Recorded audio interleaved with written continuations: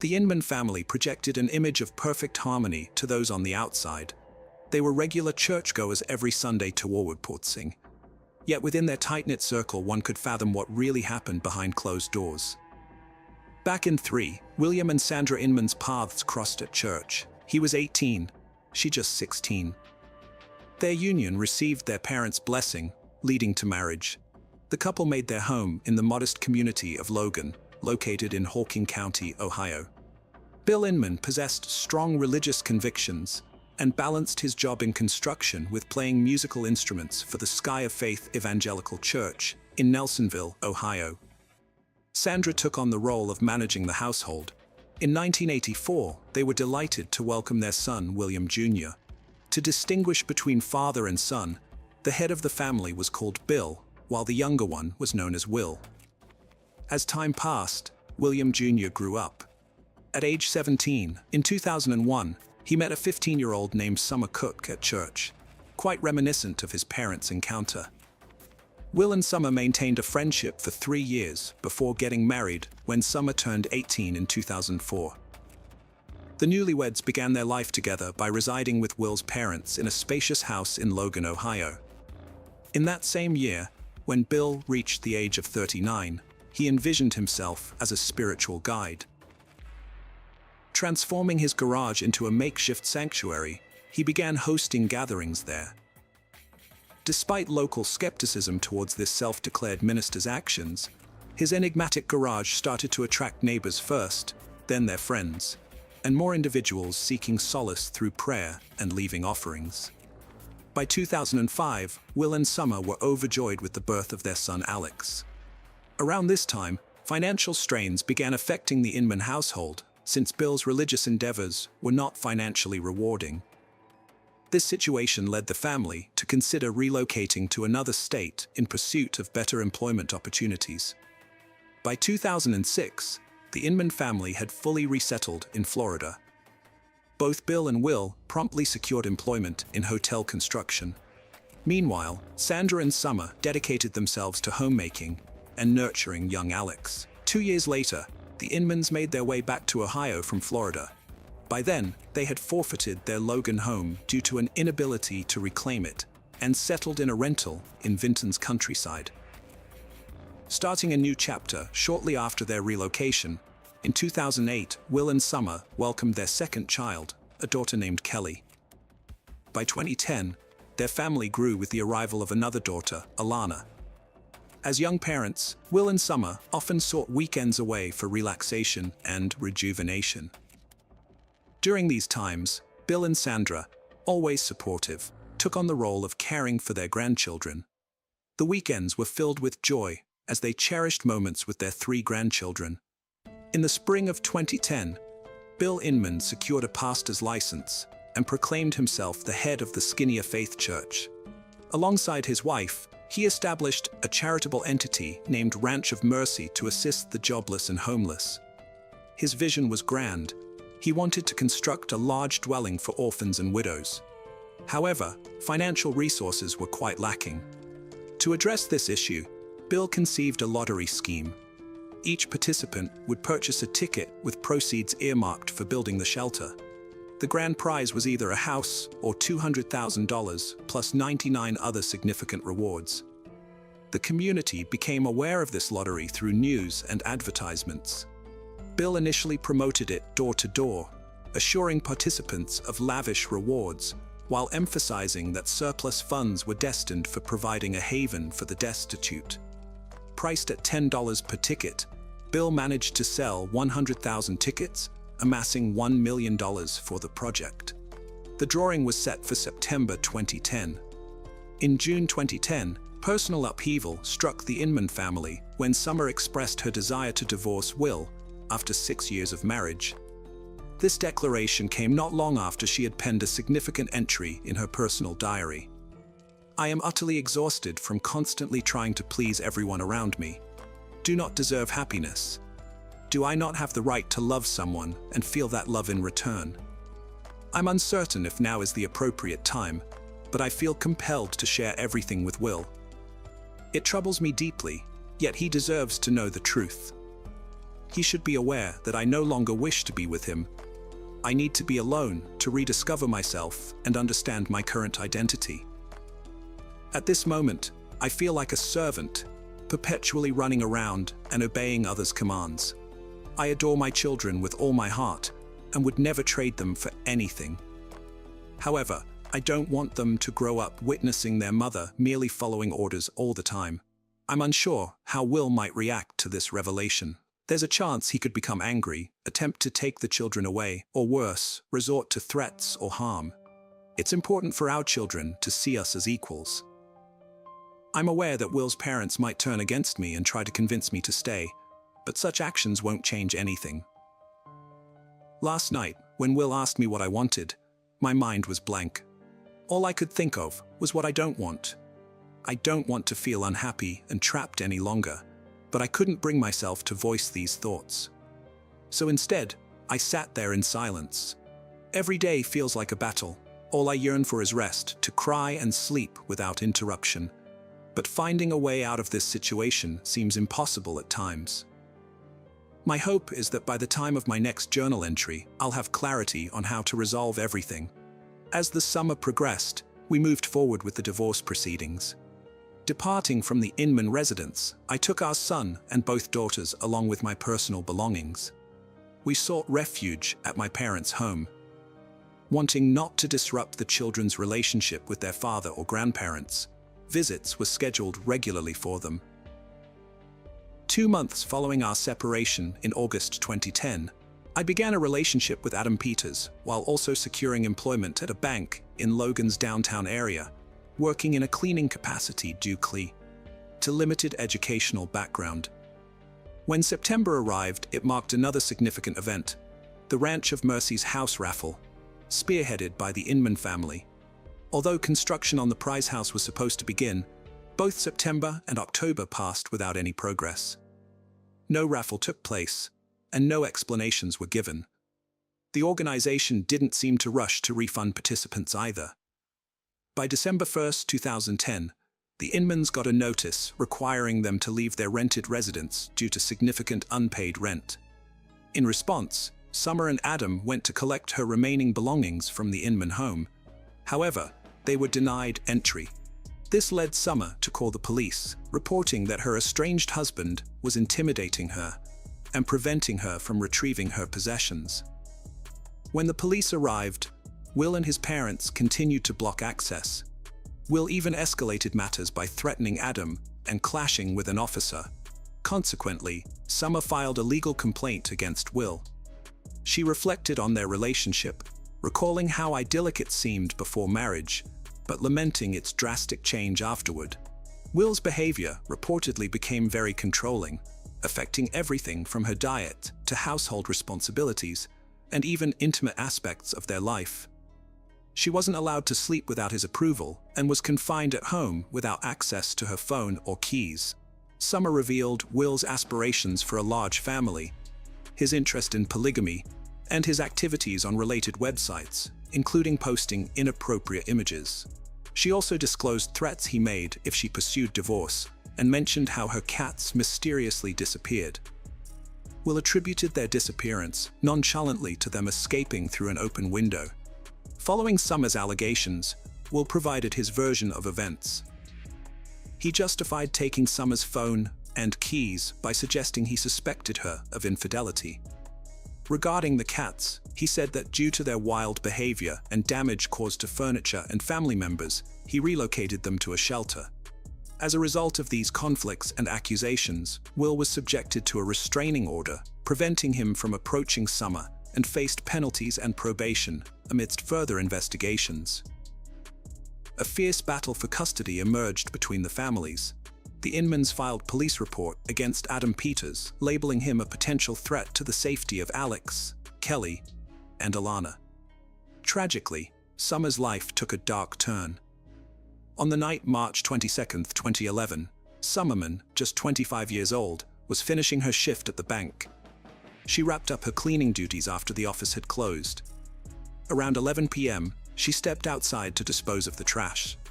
Summer had texted her partner Adam to meet her after work, but he didn't find her by 11:30 p.m. Worried, Adam arrived at the bank and began his search. He discovered her personal items scattered near a dumpster in an alley, her phone, keys, and a music player still playing with headphones nearby in the grass. Her jacket lay there too. Alarmed, Adam immediately contacted Summer's parents to inform them of her disappearance and stressed the need to alert the police swiftly. Initially, Summer's parents called the bank, guessing she might have stayed longer for extra work and misplaced her belongings. Security personnel had no clues about her whereabouts. They then contacted Logan police to report Summer missing, emphasizing her punctuality and that she rarely stayed late at work. Police arrived at the scene, where they found Summer's belongings. They heard accounts from 3 eyewitnesses who saw her abduction about an hour earlier. 2 women out for an evening jog reported seeing Summer as she threw out the trash. At that moment, a white Ford Crown Victoria, driven by a blonde woman, approached. 2 individuals dressed in black balaclavas exited the vehicle and forcefully grabbed Summer, shoving her into the back seat despite her resistance and cries for help. One bystander's attempt to intervene was thwarted when the female driver incapacitated him with pepper spray, forcing him to retreat. The car quickly left the area. The 2 jogging witnesses immediately headed to the nearest police station to report what they had witnessed. Their account initially faced skepticism from the police, who found their narrative peculiar and doubted its authenticity. Expecting it might be a fabricated story, the police reached the abduction site of Summer Inman just an hour after her parents filed the missing person report. However, initial efforts did not lead to locating the missing 25-year-old. News of Summerman's kidnapping quickly circulated through all local media outlets, capturing the community's attention. Hundreds of Logan's residents united in a concerted effort to locate her. As 3 days elapsed, the possibility of finding Summer safe and sound grew increasingly faint. Throughout this harrowing time, her parents endeavored to maintain hope against despairing thoughts. Shortly before her disappearance, Summer Inman shared a photo on Facebook featuring herself, her new partner Adam, and her children. The image portrayed them as a content family unit. Will Inman, who had access to Adam Peters' Facebook page, surprisingly still on his friends list despite being Summer's current partner, noticed this update. It raises an intriguing question. Why would a husband befriend his wife's new companion? The backstory revealed that Adam, a man without stable employment, had been hired by the Inmans a year earlier, in spring 2010, for various household tasks. It was then that Adam and Summer crossed paths and developed a bond. Despite initial reluctance, Summer eventually reciprocated Adam's affections. Her diary entry reflects this internal conflict. When I looked into his eyes, I realized that the devil had taken over me. I didn't listen to what God was telling me. I tried to stop. My mind screamed, "Run, get out of here now." But instead, I stayed and let him embrace me and then delve deeper. I am very sorry about this. I am guilty. This encounter signified the unraveling of Summer's life within the Inman family. Yearning for happiness and love, she initiated divorce proceedings which were prolonged 5 days before vanishing. Will tested the proposed spousal support per child monthly, suggesting a reduction to $50 given his annual earnings of just $6,000. Will and his parents sought full custody of the children, but their petition was rejected by the court. After losing contact with their grandchildren, Bill and Sandra visibly deteriorated. They lost weight and were clearly affected, as those who knew them concurred that the grandchildren were the light of their lives. In March 2011, amidst the investigation into Summer's disappearance, the Inman family was located. They were found at the residence of Bill's 70-year-old mother in Jackson, Ohio. Bill, Sandra, and Will collectively asserted their ignorance regarding Summer's abduction. The Inmans recounted that on the night of Summer's kidnapping, they were en route to Cleveland to view a new property. However, they encountered car trouble after 3 hours on the road, leading to an overnight ordeal of vehicular repairs on the roadside before returning to Logan the next morning. They maintained that their interactions with Summer were generally amicable with infrequent disputes. Yet they attributed a shift in their familial harmony to Adam Peters' employment in their household, describing this phase as challenging. The trio consistently portrayed Adam as a negative influence, alleging he was the catalyst for the disintegration of their previously harmonious and tightly knit family. The investigation took a crucial turn when police noticed a white Ford Crown Victoria at the Inman family's residence. Upon inspection of the vehicle, a GPS receiver was confiscated. Subsequent examination revealed that on March 22nd, the day Summer was abducted, this car was in Logan. The GPS was deactivated at 5:30 p.m. that evening and reactivated the next morning again in Logan, contradicting the Inman's claim of traveling to Cleveland. Phone records further corroborated that all three family members were in Logan on both March 22nd and 23rd. Additional inquiries revealed that on the morning of March 23rd, around 7:30 a.m., the Inmans were at a car wash engaging in a thorough interior cleaning of the vehicle. Bill, Sandra, and Will were all present, but Summer was notably absent following this event. They visited an auto shop in Cleveland for a tire change. While there, a shop employee noticed something odd.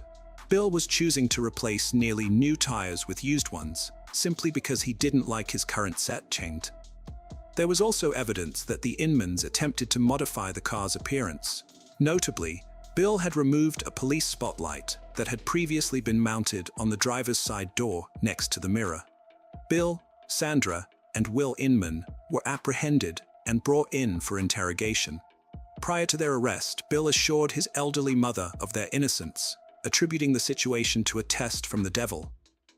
Throughout the questioning, they consistently claimed they were unaware of Summer Inman's abduction and didn't know who the kidnapper was. However, after several hours and faced with the possibility of capital punishment if convicted, Sandra Inman's resolve faltered. Eventually, she disclosed the truth. Sandra confessed that they were responsible for Summer's abduction on the night of March 22nd. She detailed how Bill and Will had disguised themselves in black masks. Sandra admitted that her initial plan was merely to abduct and intimidate Summer. However, events took an unexpected and tragic turn. According to Sandra's confession, when Summer was forcibly placed in the car's back seat, Will restrained her with plastic ties around her neck, hands and feet, intending merely to frighten her into granting him access to their children. As the situation escalated, Will realized that Summer was on the brink of unconsciousness. He panicked and desperately searched for a knife to release her, shouting frantically to his mother, "Oh my God, Mom! Where's the knife? I can't find it." Amidst their collective fear and desperate search for the knife, the situation worsened. Summer ceased breathing and tragically passed away. Sandra maintained that their objective was never to take Summer's life. They merely sought a resolution to their custody dispute and hoped to ensure regular visits with their grandchildren. On March 29, 2011, a week after the kidnapping, Sandra Inman disclosed the location of the body. Summer's remains were found in a septic tank on the grounds of Skinnier Faith Church near Nelsonville, about 30 kilometers from her workplace. Bill Inman had been involved in the church's construction. This place held personal significance for him and Sandra, as it was where they had married 28 years earlier. The Inmans were regulars at this church. Bill participated in its musical ensemble. Police uncovered the well by removing a concrete slab and unscrewing 6 bolts from the metal lid. When they opened it, they immediately saw Summer's legs. She had been thrown headfirst into the septic tank, still wearing her work attire. Her black t-shirt bore an ironic inscription, "I don't have anger issues, I have issues with idiots." A forensic examination confirmed that Summer had succumbed to strangulation. Apart from marks on her neck, hands, and legs indicating she'd been restrained, no other injuries were found on her body. This highlighted strangulation as the cause of her tragic demise. Sandra revealed that she originally planned to dispose of the body in a river, but reconsidered and decided it would be safer to conceal it in the well near the church. She believed this location would ensure it remained undiscovered for a long time. Sandra admitted to feeling deep shame for her actions and their irreversible consequences. During the subsequent trial, 49-year-old Bill Inman and 28-year-old Will Inman did not take any responsibility for Summer's death. Throughout the proceedings, they stayed mostly silent, showing no visible emotions and avoiding eye contact with Summer's grieving parents. Sandra Inman, at 47 years old, stood out as the only family member who accepted responsibility for her part in the tragic events. She maintained that the plan to intimidate Summer was entirely her own idea. In a deeply emotional moment before sentencing, Sandra, overcome with tears, faced Summer's parents and begged for their forgiveness. Her speech, though broken by sobs and a quivering voice, clearly expressed remorse. Sandra admitted she saw Summer as a daughter and regretted her catastrophic decision. In 2012, the verdict was handed down. All 3 members of the Inman family were convicted. Bill and Will Inman received life sentences without the possibility of parole. Sandra Inman also got a life sentence, but with eligibility for parole after serving 15 years. However, among friends and church members familiar with the family's dynamics, doubts arose about Sandra being the mastermind behind the crime. It was commonly known that Bill had a dominant role in the family and usually made final decisions on all matters. Will, on his part, was seen as a pampered child whose desires were always met by his parents. Those close to the family speculated that Sandra's confession might have been a strategic move to reduce legal consequences for her husband and son. Currently, Alex and Alana are being raised by Summer's family. For quite some time, it was hard to explain to these grandchildren where their mother, father, grandmother, and grandfather had gone. Max received an urgent call from his close friend, Jonathan Hoffman, on May 18, 2012, at 5 p.m. Both were seniors at Farmington Central High School in the affluent West Bloomfield area near Detroit, Michigan. Their friendship began in 9th grade during an English class and was sparked by a mutual appreciation for Tupac, one of the most influential figures in American hip-hop. Jonathan confided in Max that he had recently failed a court-mandated drug screening. He had been on probation since authorities found a prohibited synthetic substance in his vehicle 2 months earlier. Jonathan expressed concern over his grandmother Sandra's intense anger towards him. At 17 years old, Jonathan had been living in his grandparents' apartment for 9 months following his parents' divorce and their relocation to Arizona. Initially, Jonathan went with his parents to Arizona. However, shortly after their arrival, the family was dealt a severe blow when his younger sister Jessica was diagnosed with a benign brain tumor. This necessitated multiple surgeries and ongoing medical care. Adapting to a new school while coping with his sister's health issues left Jonathan feeling unhappy and despondent. Jonathan was overjoyed when his grandmother Sandra suggested he return to West Bloomfield and stay with her until he completed high school. The prospect of reuniting with friends and familiar surroundings excited him. Nevertheless, not everyone approved of the arrangement between Jonathan and his grandmother. Jonathan's father Michael, a prominent attorney for many years, had observed some disconcerting traits in Sandra's personality. 74-year-old Sandra Lane, a retired educator and mother of 5, could be exacting and stern. While she cherished her grandson deeply, along with her 85-year-old husband Fred, the situation presented its challenges given the teenager's yearning to reconnect with friends during what should have been a stable final year at Farmington Central High School. Jonathan's father eventually conceded, allowing him to thrive once again at Farmington High School. There, he was recognized as the class clown, an exceptionally intelligent student, and a tech whiz. He had secured a full scholarship to Eastern Michigan University. His peers saw him as a spirited, cheerful, and optimistic individual. That's why Jonathan's call to Max caused such alarm. He didn't sound like himself. His voice carried not only concern, but also palpable fear. The friends decided to meet up later that same day, and Jonathan promised he'd text within the next 30 minutes to confirm the time. Max waited for the message, but 40 minutes passed with no word from his friend. Growing impatient, Max decided to call Jonathan directly. The phone rang, and rang without any response. Unbeknownst to him at the time, Jonathan would never be able to reply again. Just before this incident, around 5:20 p.m., the West Bloomfield Township Police Department received an emergency call from Sandra Lane's residence, Jonathan's grandmother's home. The young caller informed the dispatcher he had been shot and struggled for breath over those 3 minutes. He begged for help, stating that he was on the brink of death. The assailant had already fled the scene without seeking aid. The subsequent events were even more horrific. The emergency dispatcher listened as Jonathan frantically called out for help before several gunshots rang out again. His screams of pain were followed by faint words that he was dying. Then came a short silence before a woman's scream echoed through the line, leading to an eerie quietude.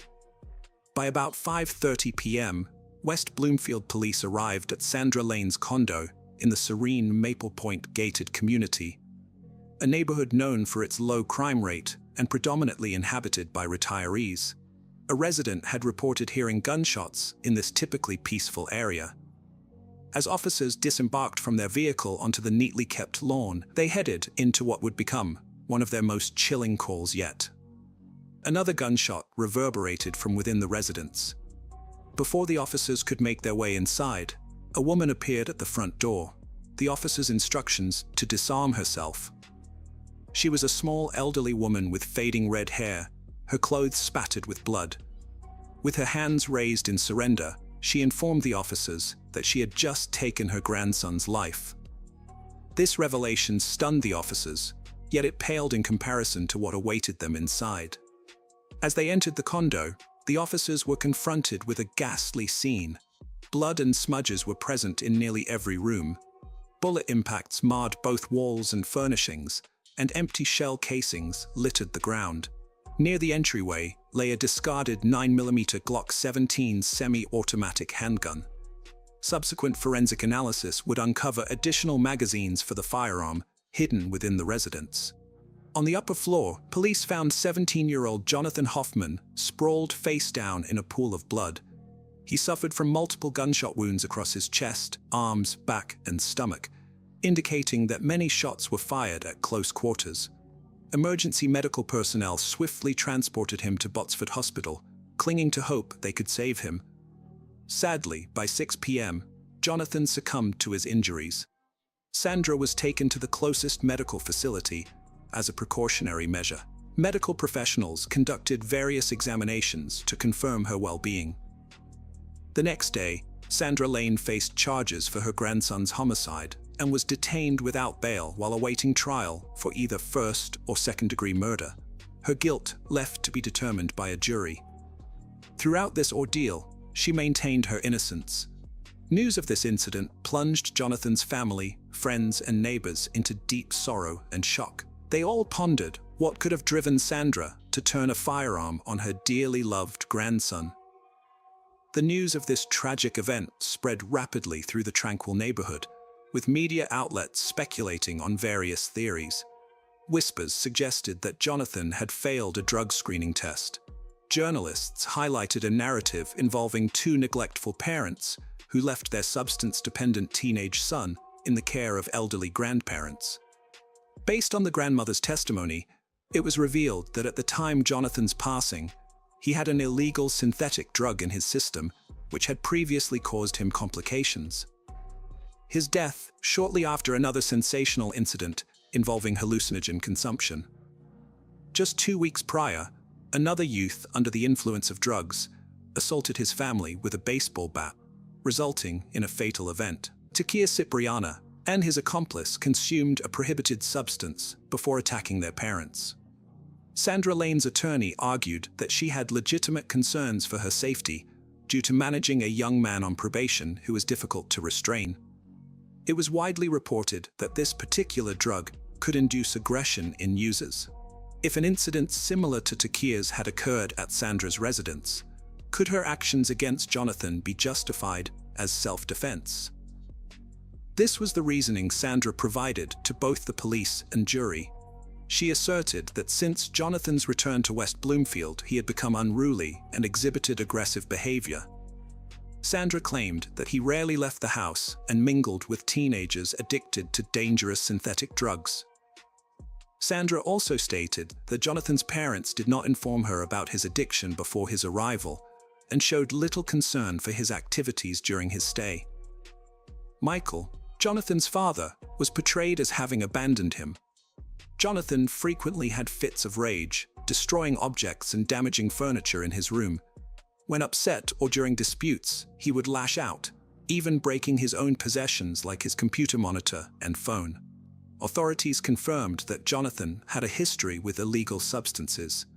On March 17, 2011, he was apprehended and penalized for possessing hallucinogenic drugs. Subsequently, in court, he received a 93-day deferred sentence, along with a year of probation and the requirement for random drug screenings related to these substances. Jonathan's acquaintances shared with law enforcement their concerns regarding his drug habit and their efforts to redirect him away from it. Sandra exerted considerable effort to assist Jonathan in reforming his ways, focusing on his academic performance and adhering to her guidelines. Nevertheless, he resisted these attempts, displaying defiance, erratic behavior, and occasional aggression. Fred confirmed that from the moment Jonathan arrived, there were continuous and intense disputes between him and Sandra. She even contacted the police multiple times due to Jonathan becoming utterly unmanageable. She sought assistance from the school as well, but all efforts proved futile. Sandra recounted an incident where Jonathan, under the influence of drugs, lost complete control. This situation necessitated hospital staff to restrain him to a gurney. The elderly woman implored his parents for help. However, his father remained indifferent and did not return to Michigan. Gradually, Sandra began fearing for her safety. She confided in her husband about her concerns regarding their grandson and his disreputable associates. In a bid for self-protection and to safeguard her elderly husband, feeling cornered with no other option, Sandra acquired a Glock 17 pistol for defense in case Jonathan or his friends became aggressive. On the critical morning of May 18, 2012, Lane took Jonathan for a drug test that returned positive for illicit substances. Jonathan was instructed to undergo another test later that day. Upon receiving another positive result, he became furious while in his grandmother's vehicle. He resorted to swearing violently, kicking the dashboard and at one point, seizing the steering wheel, compelling Sandra to halt the car multiple times. Jonathan even attempted to snatch the car keys at one juncture. Upon their return home, the confrontation intensified. Apprehensive that he might be incarcerated, Jonathan decided to flee immediately to Arizona. He demanded $2,000 and the car keys from his grandmother. She complied with neither request. When Grandpa Fred took the dog for a walk, Sandra felt overwhelmingly frightened and attempted to pacify the teenager, to no avail. She retreated to her bedroom and retrieved the loaded pistol, hoping it would compel her grandson to heed her words, or at least acknowledge her presence. Upon returning upstairs to Jonathan's bedroom and finding him in the bathroom, instead of heeding her, the boy hurled insults, kicked her in the abdomen, and struck her on the head. A struggle ensued during which Sandra discharged the firearm. She then fled to the basement in a state of panic, seeking refuge. After a while, she ventured upstairs to check on him, only for her grandson to assault her once more, attempting to wrest the gun away. In the ensuing she shot again in self-defense. This narrative paints a picture of elderly individuals trapped in a dire predicament that tragically culminated in Sandra shooting her beloved grandson out of genuine fear for her own life. However, questions remain as to whether Lane's account is entirely accurate. As the investigation deepened, a contrasting narrative began to surface, one that was still tragic but considerably more concerning. Initial claims by Sandra regarding Jonathan's alleged violent nature didn't align with the experiences of those who knew him personally. Contrary to portraying him as aggressive, interviews revealed that at school, Jonathan was known as humorous and peace-loving. He was always quick to diffuse conflicts with his humor and intelligence. Friends also testified that they hadn't observed any recent changes in his demeanor. Furthermore, Jonathan was described as having a very lean build, standing at just 1.67 meters tall and weighing merely 50 kilograms, hardly fitting the profile of a physically intimidating person. His stature was notably similar to his grandmother's. It appeared that instances of Jonathan's so-called rage were exclusively reported by Sandra, a claim now met with skepticism. Fred, Sandra's husband, acknowledged witnessing heated arguments between his wife and grandson. Despite being present at home almost all the time, there was never any physical violence. Sandra played a key role in overseeing Jonathan's education, establishing strict expectations, which the teenager had difficulty meeting. Fred even suggested sending Jonathan back to his parents in Arizona. However, Sandra rejected this proposal, contradicting her claim that the boy was unmanageable under her care. Jennifer, Sandra's daughter, told the police that during the 9 months Jonathan stayed with his grandparents, he maintained daily communication with her and visited them monthly.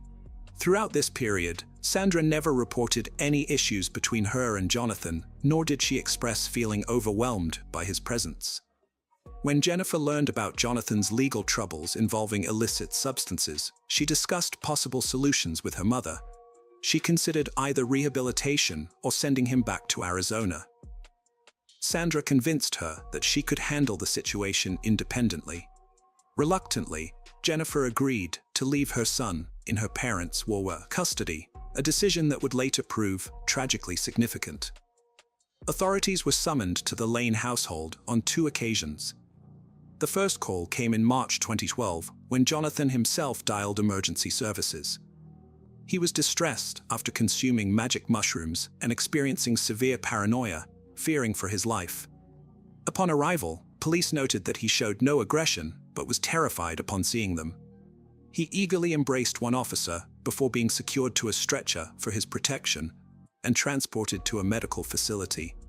Just 4 days after this incident with magic mushrooms, Sandra Lane reached out to 911 again. She reported that her grandson was enraged and attempting to flee, while Jonathan informed the dispatcher that his grandmother was forcibly trying to confine him in her vehicle. When officers arrived, they encountered Jonathan vocally berating his grandmother. The law enforcement officials then proposed intervening with the irate youth. Sandra opted to handle the matter herself. This episode was recorded in the police files as a routine verbal dispute between a guardian and a child, which was settled amicably. However, for the detectives leading the investigation, this case increasingly seemed less about a rebellious teenager spiraling out of control and more about a woman enforcing her authority over a defiant child. The hearing on April 12th, regarding the possession of prohibited substances and subsequent probation, had evidently enraged Sandra. She believed she could discipline her grandson effectively. Up until that point, Sandra had been resolute in steering Jonathan onto the correct path. Yet, as graduation neared and her opportunities dwindled, this mission began to look like a failure. In that moment, Sandra faced many choices. She could have contacted her daughter or sent Jonathan for rehabilitation. Instead, she acquired a semi-automatic pistol and took several shooting lessons at a firing range. Determined to prevail in this conflict and assert control over her unruly teenage grandson at any cost, 4 days after Jonathan was placed on probation, Sandra Lane applied for a license to carry a firearm.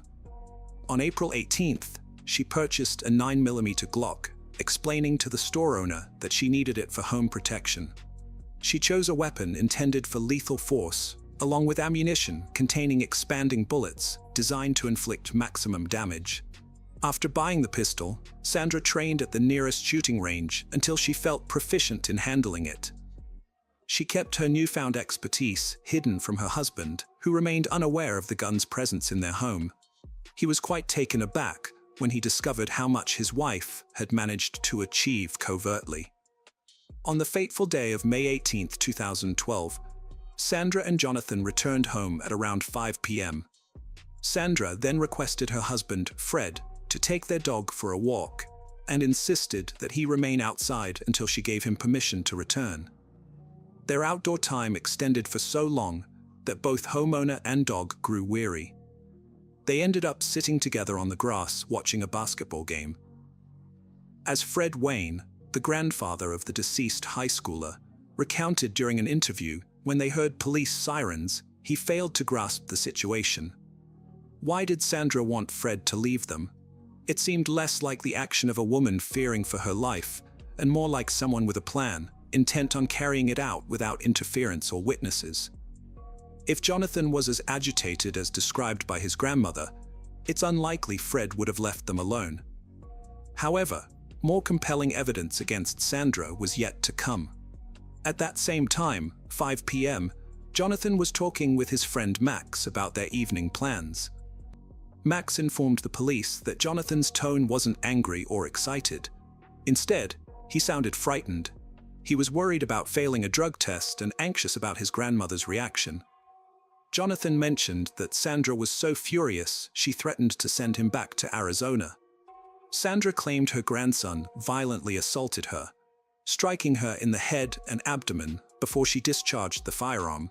Medical personnel from the nearest hospital examined her immediately after the incident, but found no injuries or bruises. Ballistic evidence revealed Sandra fired the weapon more than 10 times throughout various locations in the house. 6 bullets struck Jonathan.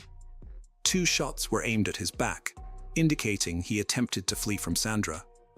Another shot struck him in the abdomen while he was wounded and conversing with a 911 dispatcher. The police were convinced it was Sandra chasing Jonathan, not the other way around. The grandmother sought to punish her grandson for his perceived wrongdoing while he sought refuge. At some point, she descended to the basement to reload her pistol, likely when Jonathan ascended to his bedroom to call 911, and subsequently returned, shooting him at close range while he lay on the floor bleeding. The final conclusive blow against Sandra's claims of self-defense came from the toxicology report. According to the report, at the time of the shooting, Jonathan's bloodstream didn't contain any prohibited substances. Only a metabolite of a harmful drug was identified in his urine. The forensic examiner clarified that the residual traces discovered in the urine indicated that all substances had left his body and had no impact on Hoffman's behavior. In other words, Jonathan was entirely lucid when Sandra opened fire on him. Consequently, the jury dismissed the defendant's self-defense claim. On March 19, 2013, Sandra Lane was convicted of a serious crime against her grandson, Jonathan Hoffman. Prior to sentencing, the elderly woman expressed regret for her actions, pleading for understanding. She claimed that her intention had not been to take the teenager's life, but rather to help him resolve his issues together. Meanwhile, her daughter Jennifer urged for the harshest punishment for her mother. She asserted that Sandra Lane was utterly malevolent and would undoubtedly repeat her actions if given the opportunity. Jennifer depicted her mother as a monstrous and obsessed individual fixated on academic achievement. She firmly believed that everything Lane had stated in her statement was falsehoods. She concluded by stating that her son now resided in heaven, a place where Sandra would never have access. Lane received a minimum sentence of 20 years in addition to a mandatory 2-year term for utilizing a weapon in the commission of manslaughter. Her lawyer had pleaded on her behalf, citing concerns about her potential survival during an extended prison confinement. Jonathan's funeral occurred on May 22, 2012, with approximately 700 people who had known and cherished the young man in attendance. They fondly recalled moments spent with him and cherished him as a cheerful individual who never failed to bring laughter to those around him. As a grandson, Jonathan fell short of his grandmother's expectations, ultimately leading her to conclude that he did not belong in this world. Jordan chased Zara for about half a mile with a shadow of persistence and evil. Zara, unaware of the danger, continued on her way, without suspecting that evil was already approaching. Suddenly, he appeared out of the darkness like a ghost, grabbed her by the neck with one hand, and covered her mouth with the other so that the girl would not scream. He blocked her breathing, and then dragged her into the thicket of the forest, where darkness and inhumanity awaited the victim. There, in a forgotten corner of the world, hell descended on Zara. He forcibly invaded her body, her soul, leaving only a scream of pain and horror that was lost in the darkness of the night. Despite her desperate attempts to resist, her cries remained unanswered in the ruthless void. This whole nightmare, this terrible aggression lasted for 9 whole minutes, which seemed like an eternity for Zara, who felt fear and hopelessness. Then, as if nothing had happened, Jordan walked back to his house, leaving behind only traces of destruction and an absolute nightmare. But what if all this was just the beginning of an even more eerie and mysterious story? What if the hidden truth about what happened that terrible night turned out to be more confusing and dark than it seemed at first glance? Secrets hidden in the shadows of the past can destroy not only lives, but also destroy all that remains of hope and peace in this world. Only by digging deeper one can find the answers, but there are even more questions hiding behind them. In the winter of 1986, Zara Alina was born in the vast landscapes of Great Britain. She was the first of 5 children of a single mother, a young woman who mysteriously moved her life from the Pakistani slums to this corner of the UK back in 1968. Zara embodied the hopes and dreams of her parents, and her birth was an important event. She was the first granddaughter of Radha Parvin, and it brought her a special status in her community. From early childhood, Zara was surrounded by relatives who raised her to a pedestal, showering her with tenderness and care. She grew up surrounded by numerous generations, studying at a unique school of life where the rules were written in blood and betrayal. Despite their lack of finances, Zara's parents invested everything in their daughter's education, believing that she would be able to find everything she needed for a successful life. Their dreams were strong, their hopes were stronger, but in this world of dark streets and hidden ambitions, Zara's life was in danger, hanging over her like a dark cloud. From early childhood, the fire of passion and hunger for life burned in Zara's heart. She dived into the world of tap dancing, where every movement, like a note in a symphony of passion, gave birth to beauty and harmony. Swimming was another passion of her soul, allowing her to escape from the gray everyday life and feel the wave of freedom. She always dressed exquisitely, as if creating a work of art from herself, embodying her dreams in every outfit. But that was just the beginning. When she skated for the first time, she felt new breath of freedom in her soul. Skating became not just a hobby for her, but a way of breathing, a way of expressing the deepest essence of her soul. Among those who knew Zara, no one was surprised to hear that she dreamed of becoming a lawyer. Her heart was full of desire to protect and help others because she was that bright ray of hope in a world full of evil. Her friendly nature sparkled with joy which was contagious, like a fire in the dark. Her gaze and sparkling eyes promised miracles, and her black curly hair seemed to have been created to tempt fate. Her image was full of charm, like a magic potion mixing passion, kindness, and courage in an extraordinary cocktail of attractiveness. Already in her teens, she had the opportunity to travel around England and visit museums and galleries. She showed big interest in art and culture. These trips became an indicator of how independent she was. Later, trips to the rest of Europe followed. This was a clear confirmation that she inherited the desire for adventure from her relatives. It seems she was following in the footsteps of her Aunt Farah, who, unlike the rest of the family, chose Portugal over the UK. It was fascinating for a young woman to see the work of her aunt, who worked as a psychotherapist in women's organizations. Zara visited her several times. After graduating from high school, her aspirations began to be realized when she got in the University of Westminster. Since then, she worked hard to achieve her goals while taking care of her mother and grandmother at the same time. Her tiny figure was full of a passionate soul and unstoppable energy. Her sense of justice and equality was not limited to the walls of the lecture hall. On the contrary, the generous and caring Zara supported refugees fleeing violence and sought to give a voice to those who had less power. She also participated in volunteer work in community canteens to help the homeless. In general, she had a special habit of noticing the needs of others and always including them in her schedule. Zara was an easygoing girl. Her aunt Smira Naz lived nearby, and she often visited her several times a week. While preparing for the exams, she asked her aunt to help her to study, but they always ended up laughing. Zara left a trail of joy behind her everywhere she went, as those who knew her at that time claimed.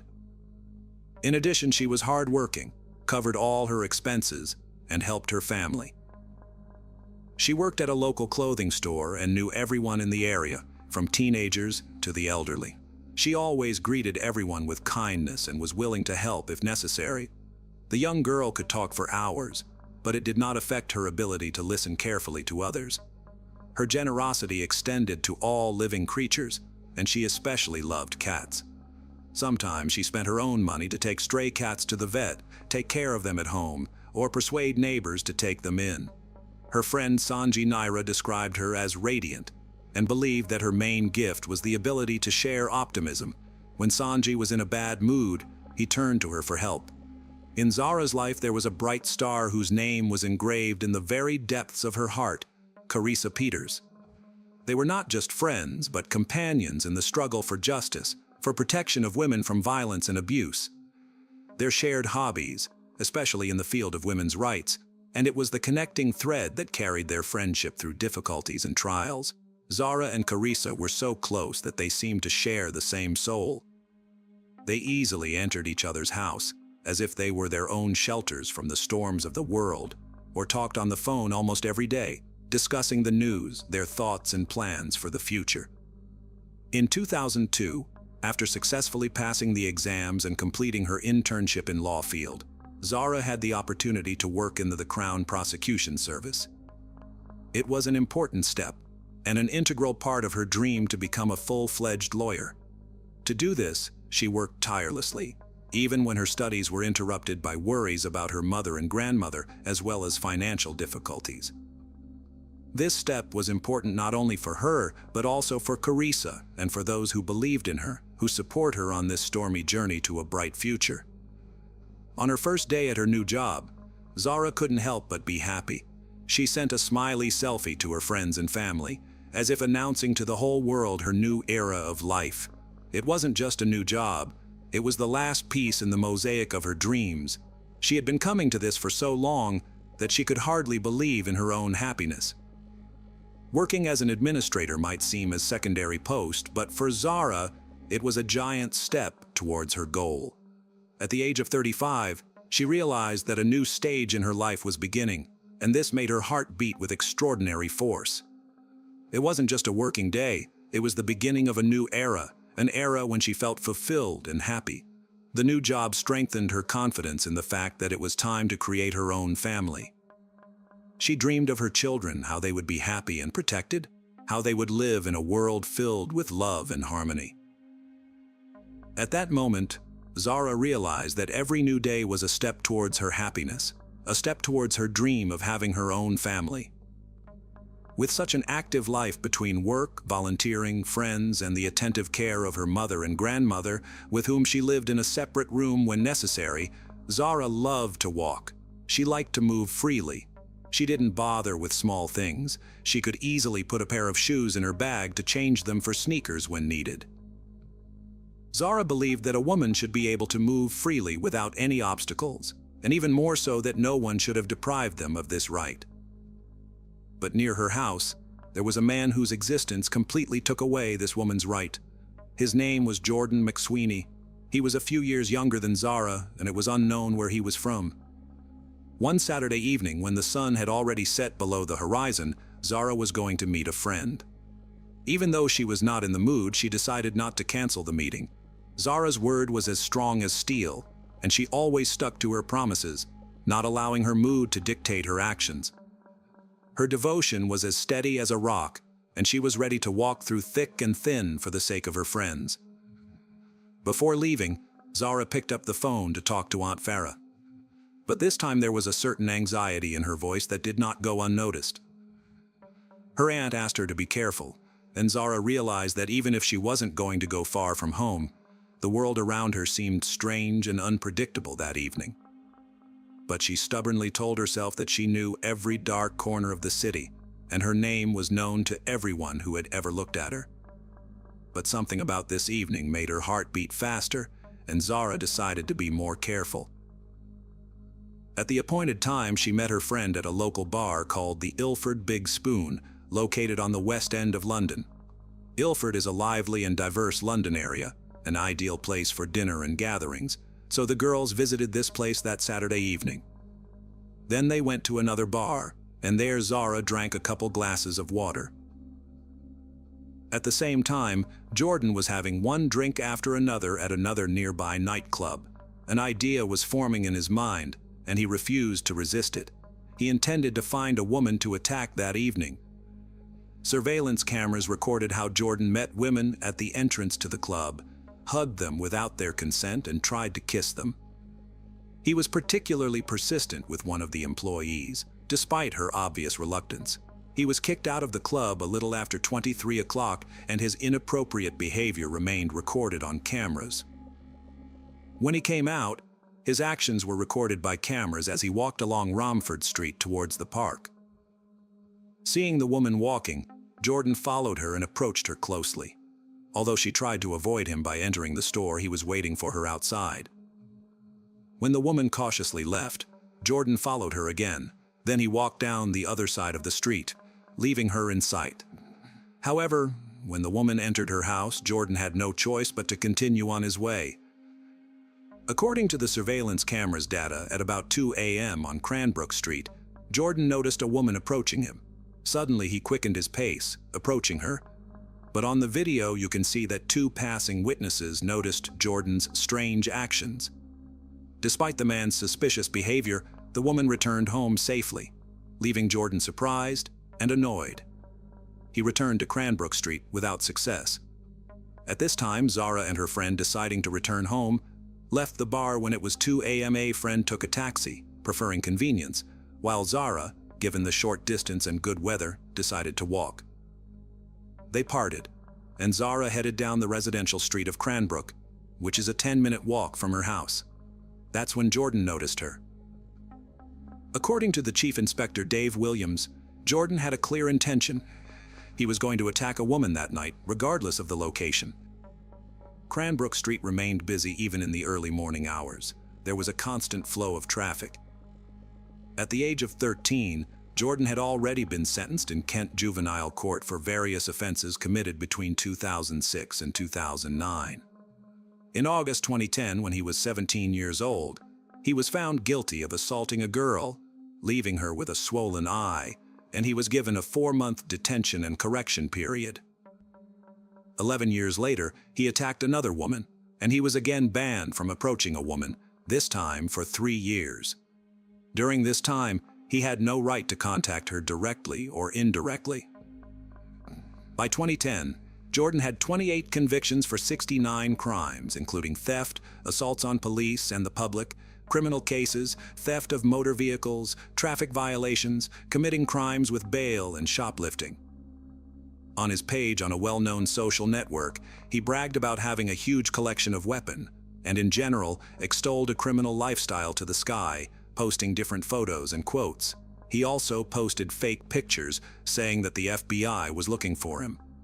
On June 17, 2022, he was released on parole after being sentenced to prison for criminal damage, racially aggravated harassment, and illegal carrying of a bladed weapon. One of the conditions was meetings with a parole officer.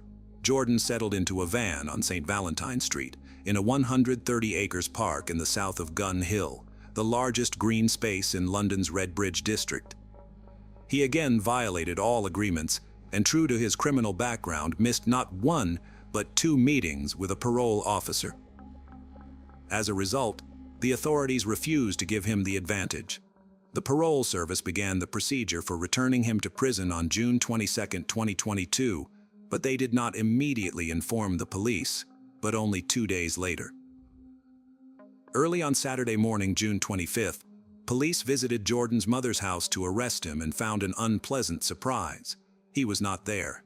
Around 2:30 a.m. on June 26, 2022, the streets of Ilford witnessed a terrible crime. Zara was found on the sidewalk with signs of abuse on her body. Her belongings were scattered, as if the mess in her life was embodied in the streets. Her body was bruised, her clothes were torn, and her eyes showed struggle for survival. A woman passing by immediately realized that the situation was extremely serious. Without hesitation, she began to give Zara a closed chest massage and do CPR, trying to give her the last hope of survival. But the injuries inflicted on her body turned out to be too serious. Even with all the help of passers-by and emergency medical help, it was too late. Zara fought for her life, but the severe wounds and brutality of the crime were too strong. At 9:58 a.m. on Sunday, she passed away, leaving only the painful traces of a struggle behind. At that time, at about 11 a.m. in the park, Jordan, recorded by security cameras, was getting rid of evidence, throwing out his clothes.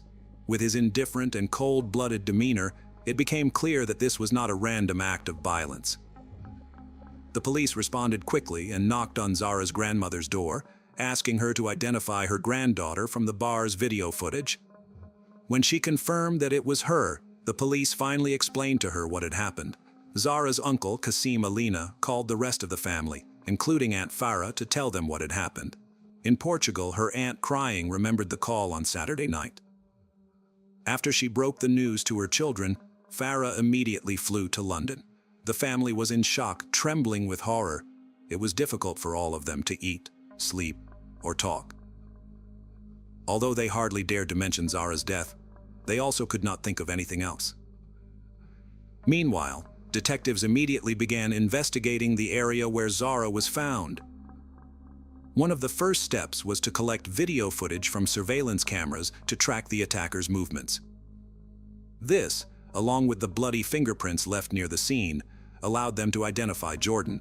They then tracked his location using a video surveillance system. After receiving images of the main suspect, Inspector Dave sent an officer to Gun Hill to check if anyone else recognized Jordan. The operation was successful, and almost immediately they found Jordan sleeping in his van. The authorities immediately arrested him. Confused and stunned, Jordan had no resistance during the arrest. Clothes and shoes stained with blood were found in his trailer, which Jordan was trying to get rid of. Despite many hours of interrogation, Jordan remained silent, refusing to reveal his name or give details of his life. At the same time, new video footage continued to appear, allowing police to reconstruct the chronology of events.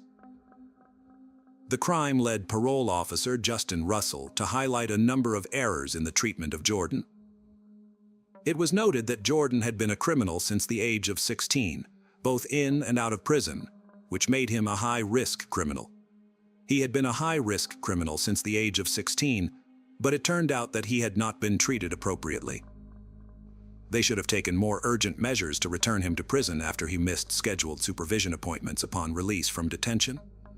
But they didn't do it.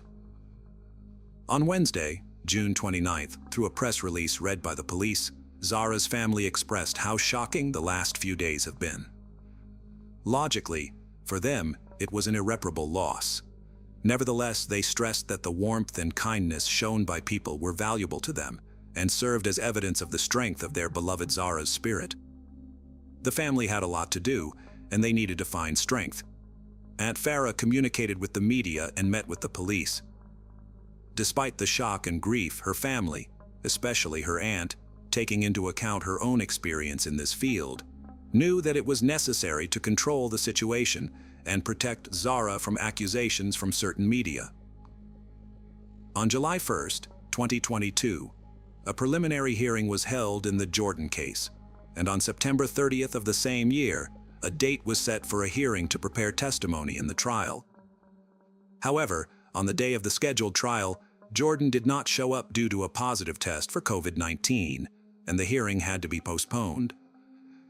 On Saturday, July 2nd, a memorial service was held in memory of Zara, organized by her family, which took place on the way to her home, symbolizing the last journey that never ended.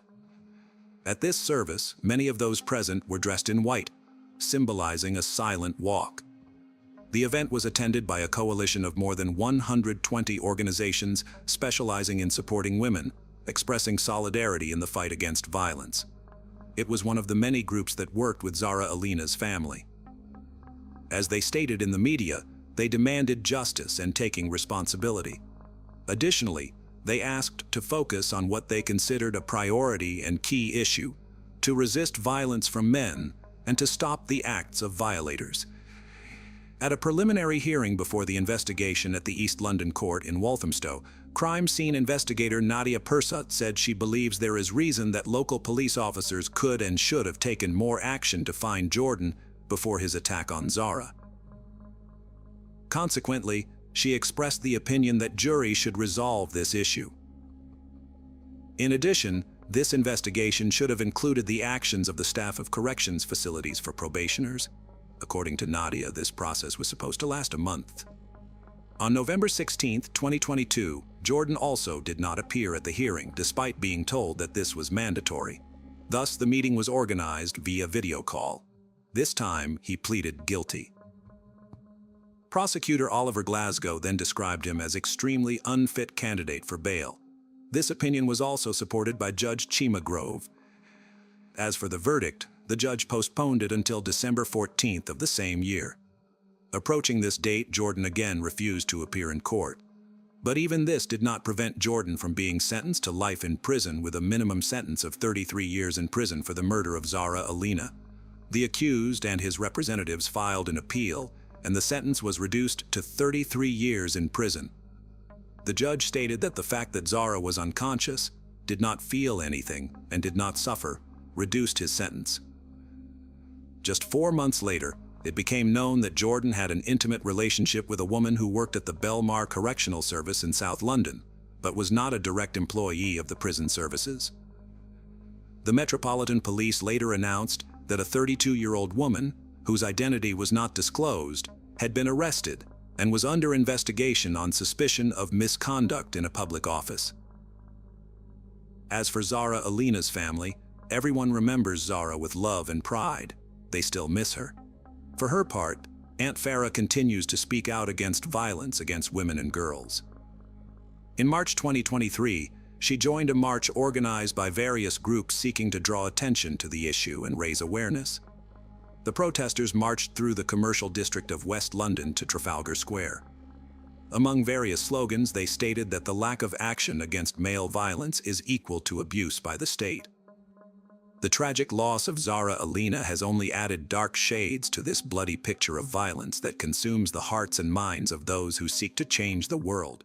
Hi everyone, my name is Jack, and today we're going to take a look at another horrible case with you.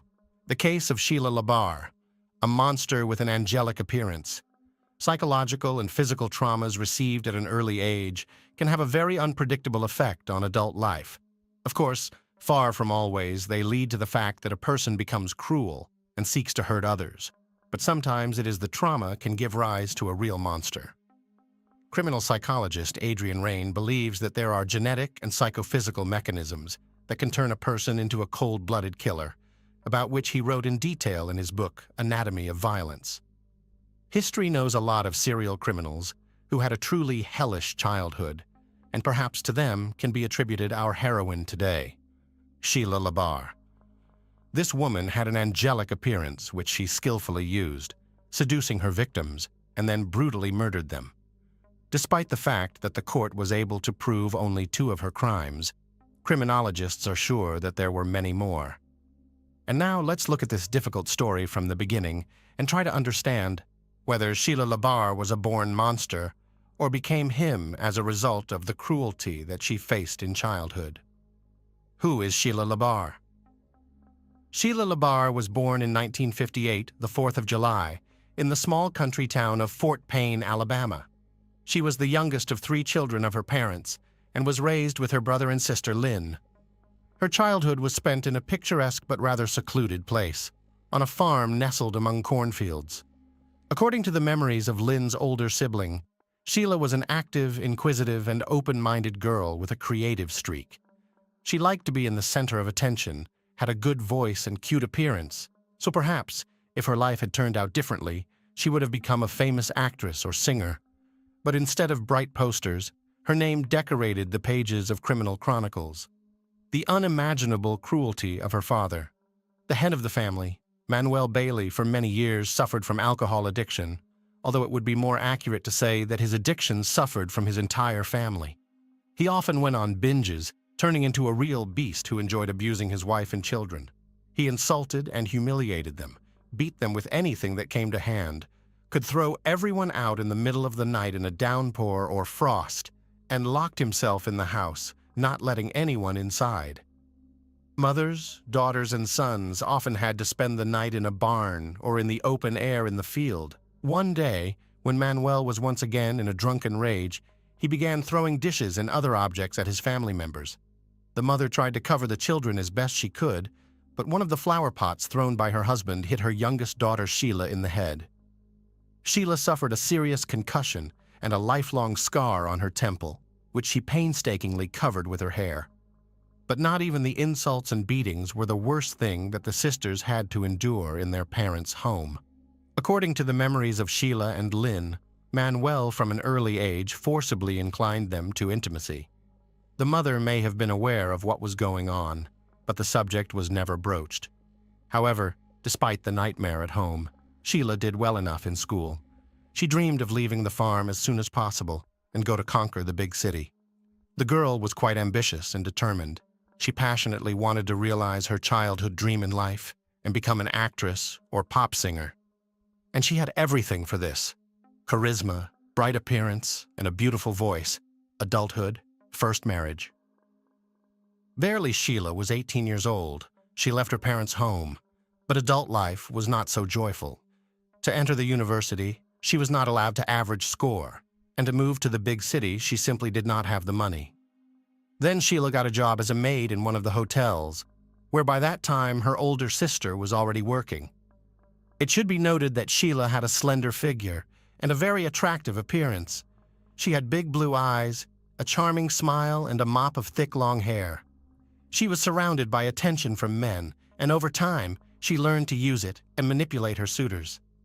In the late 70s, Labar, then Bailey, met a guy named Jonathan Baxter, and a romantic relationship began between them. Jonathan was not yet 20 years old at the time, but he already had a young daughter from a previous relationship. However, the child did not become a hindrance, and soon the couple got married. However, this marriage lasted only a few months and collapsed after Jonathan learned that the young wife abused his daughter while he disappeared at work. Jonathan did not organize scandals and listen to explanations. He just Strasut filed for divorce and put his wife with his belongings outside his house. He never wanted to see or hear from her again. After the divorce, Sheila dated various men and mostly lived off them. But all these relationships were fleeting and lasted from a few weeks to a couple of months, until in the early 80s she met her future second husband, Ronnie Jennings. The tumultuous romance soon led to marriage, and Sheila took on a double last name, Bailey Jennings. It was an unhealthy relationship between two irascible and unstable people who regularly cheated on each other, scandalized, and even fought. Still, their marriage lasted more than 3 years. In 1984, after another family quarrel, Sheila demanded a divorce from her husband, but he refused her. In fact, Ronnie did not hold on to the relationship at all. He just wanted to piss off his wife and make her mad, and he succeeded. Sheila became hysterical, took a large number of drugs in front of her husband, drinking strong alcohol, and after this infernal cocktail, sat behind the wheel of the car and rushed down the road. Naturally, soon Sheila, under the influence of pills and alcohol, lost consciousness, flew off the road, and at high speed crashed into a tree. She miraculously survived, but suffered a massive head injury. She spent more than a week in a deep coma, and doctors made no prognosis. When Sheila finally regained consciousness and gradually recovered, she was transferred to a psychiatric hospital where she spent several months. She later complained to her sister that one of the orderlies was constantly harassing her and possibly taking advantage of her helpless state when she was heavily sedated. After all this, Sheila returned to her second husband's home, but began to behave not just aggressively, but threateningly toward him. When during another scandal she attacked Ronnie and poked him in the chest with nail scissors, Ronnie, fearing for his own life and health, filed for divorce and hurriedly moved out of the mad woman. Rich lover. When the second marriage was dissolved, the young woman began looking for lovers through the dating columns of the print media, and she left her ads there as well. But no man did not stay with her for long, because Sheila tended to dominate everything, rigidly suppressing their partners both in intimate and everyday life. Soon the photo of an attractive girl in the dating section drew the attention of 60-year-old Wilfred Bill Labar. The man had previously been married twice and had adult children and grandchildren from previous marriages.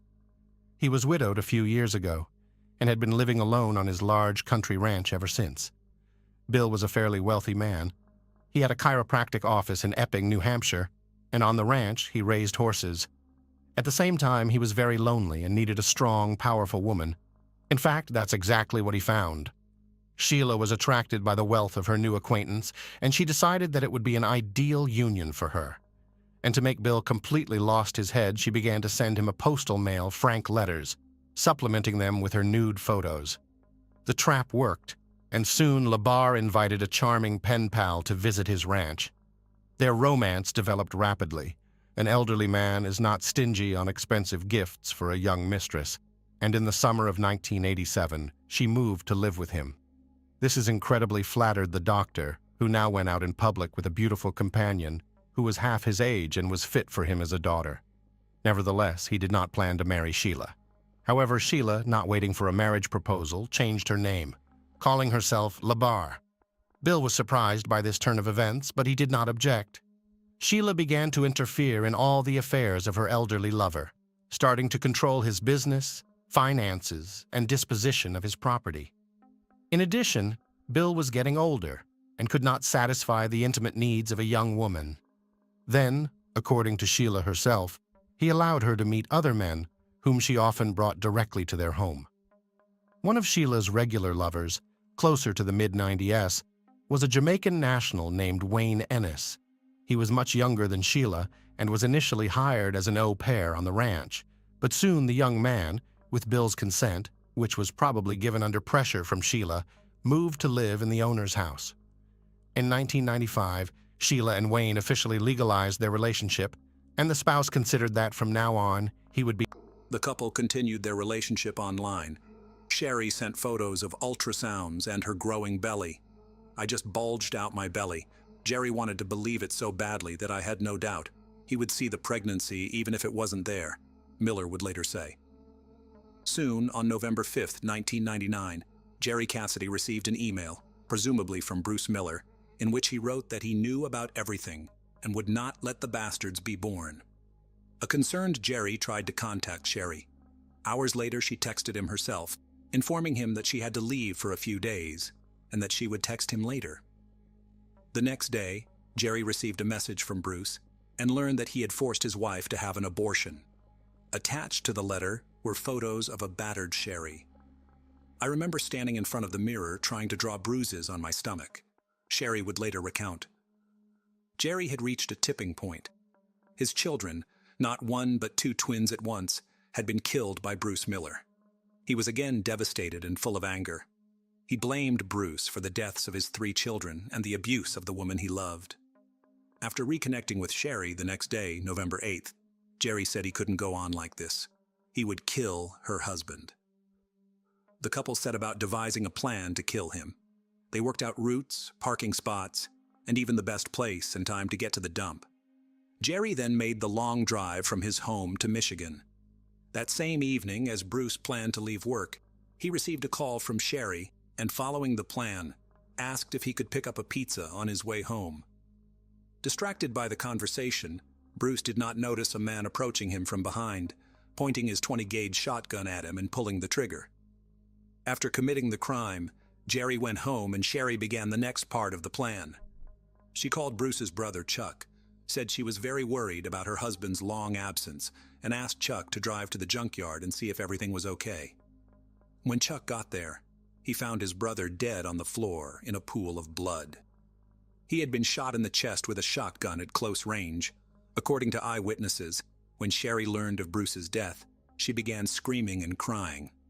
The crime scene was quickly discovered, but no trace or evidence of the suspect remained. Detectives learned that Bruce carried large amounts of cash, and they initially thought his death may have been the result of a botched robbery as the dead man's wallet was missing. John Hutchinson, a friend and employee of Bruce's who had recently borrowed $2,000 from him, came under suspicion. Police questioned Hutchinson, searched his home, and confiscated weapons. John adamantly denied involvement.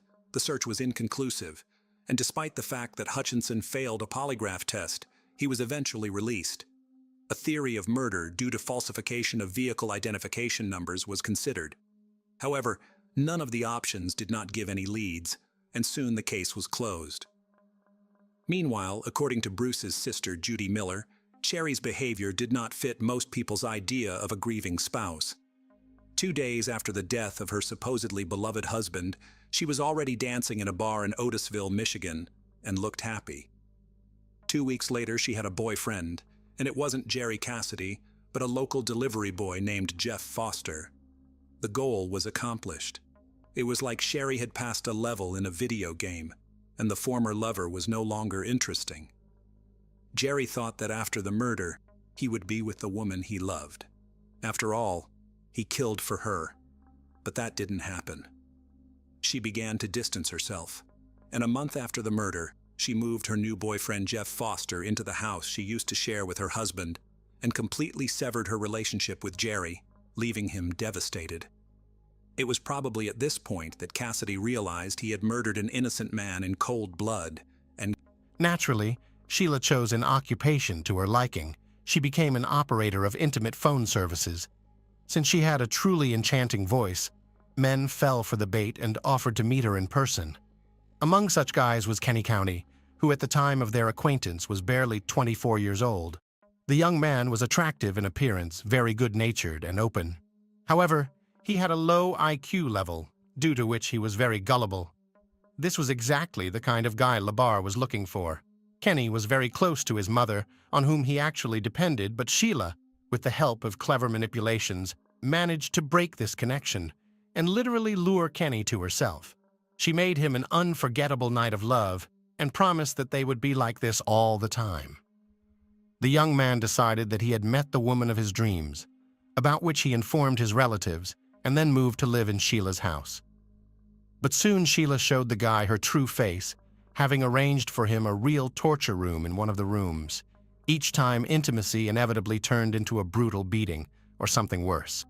Kenny's body was covered with bruises, abrasions, scratches, cuts, and burn marks, but he could not leave the house of the mistress who had completely subjugated his will.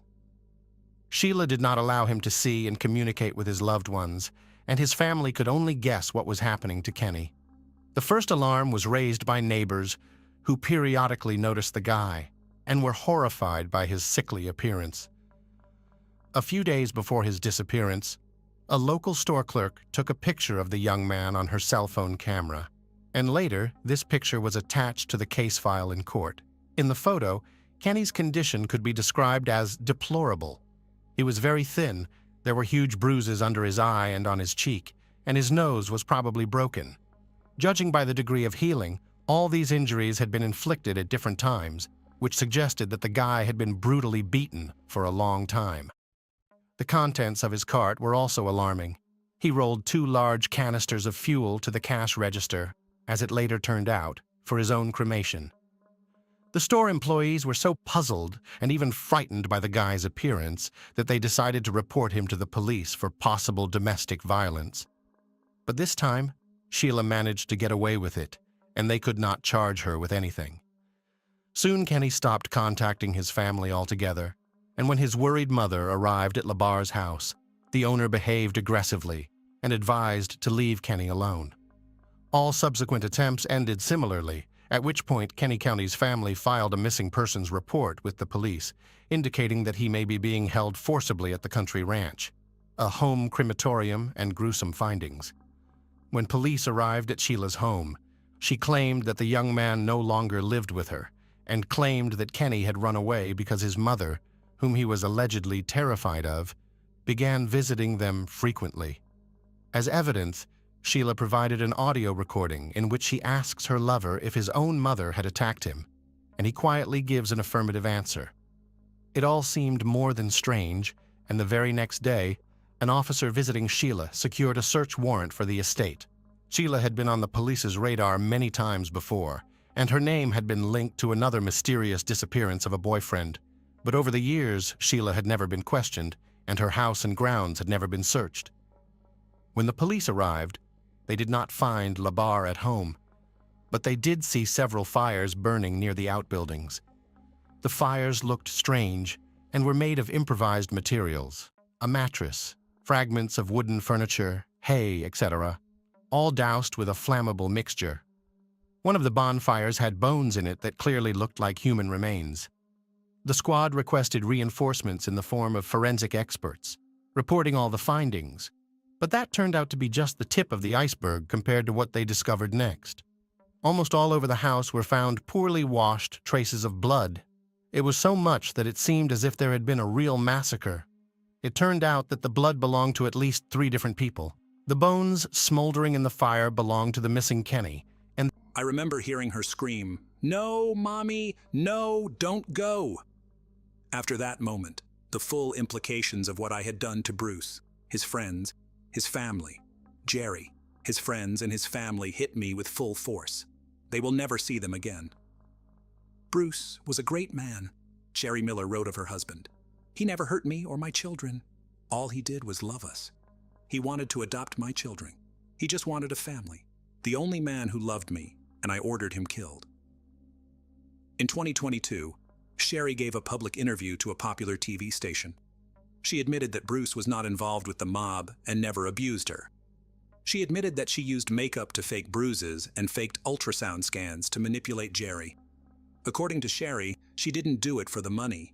She said that she was afraid Bruce would find out who she really was and felt that it would be easier for him to be killed than to learn the truth about her. Sherry admitted that she knew about Jerry's tendency toward depression and the briefcase of evidence, but was confident that she would talk herself out of anything and could manipulate the jury and the court. She was so convinced of this that she turned down a plea bargain that could have gotten her 15 years instead of a life sentence. According to Sherry, it took a public story to find peace with herself. It's still very hard for me to look in the mirror, realizing what I did. I've been waiting to tell the truth, and hopefully get a sense of peace from it.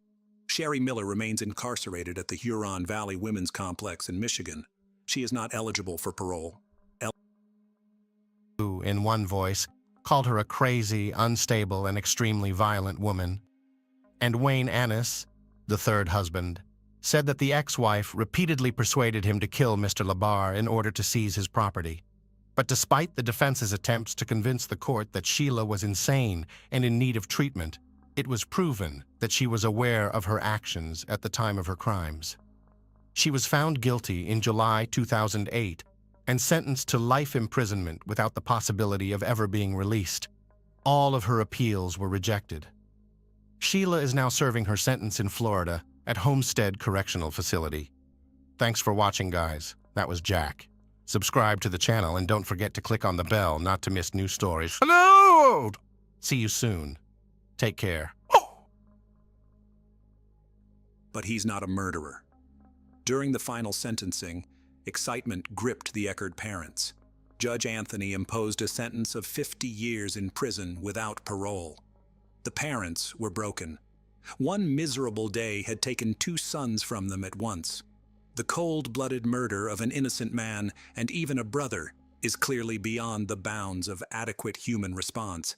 In the biblical story, the brother-killer Cain was banished from paradise as punishment. But he solved the problem differently, eliminating the source of his remorse.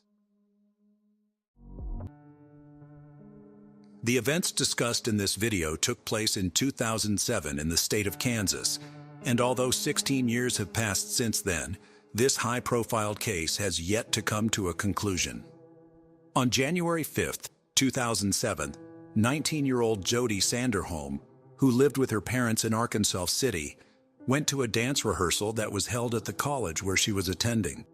On that day, Jody did not return home and stopped answering her phone. Such behavior was unusual for her, so her parents immediately became concerned and decided to file a missing persons report with the police.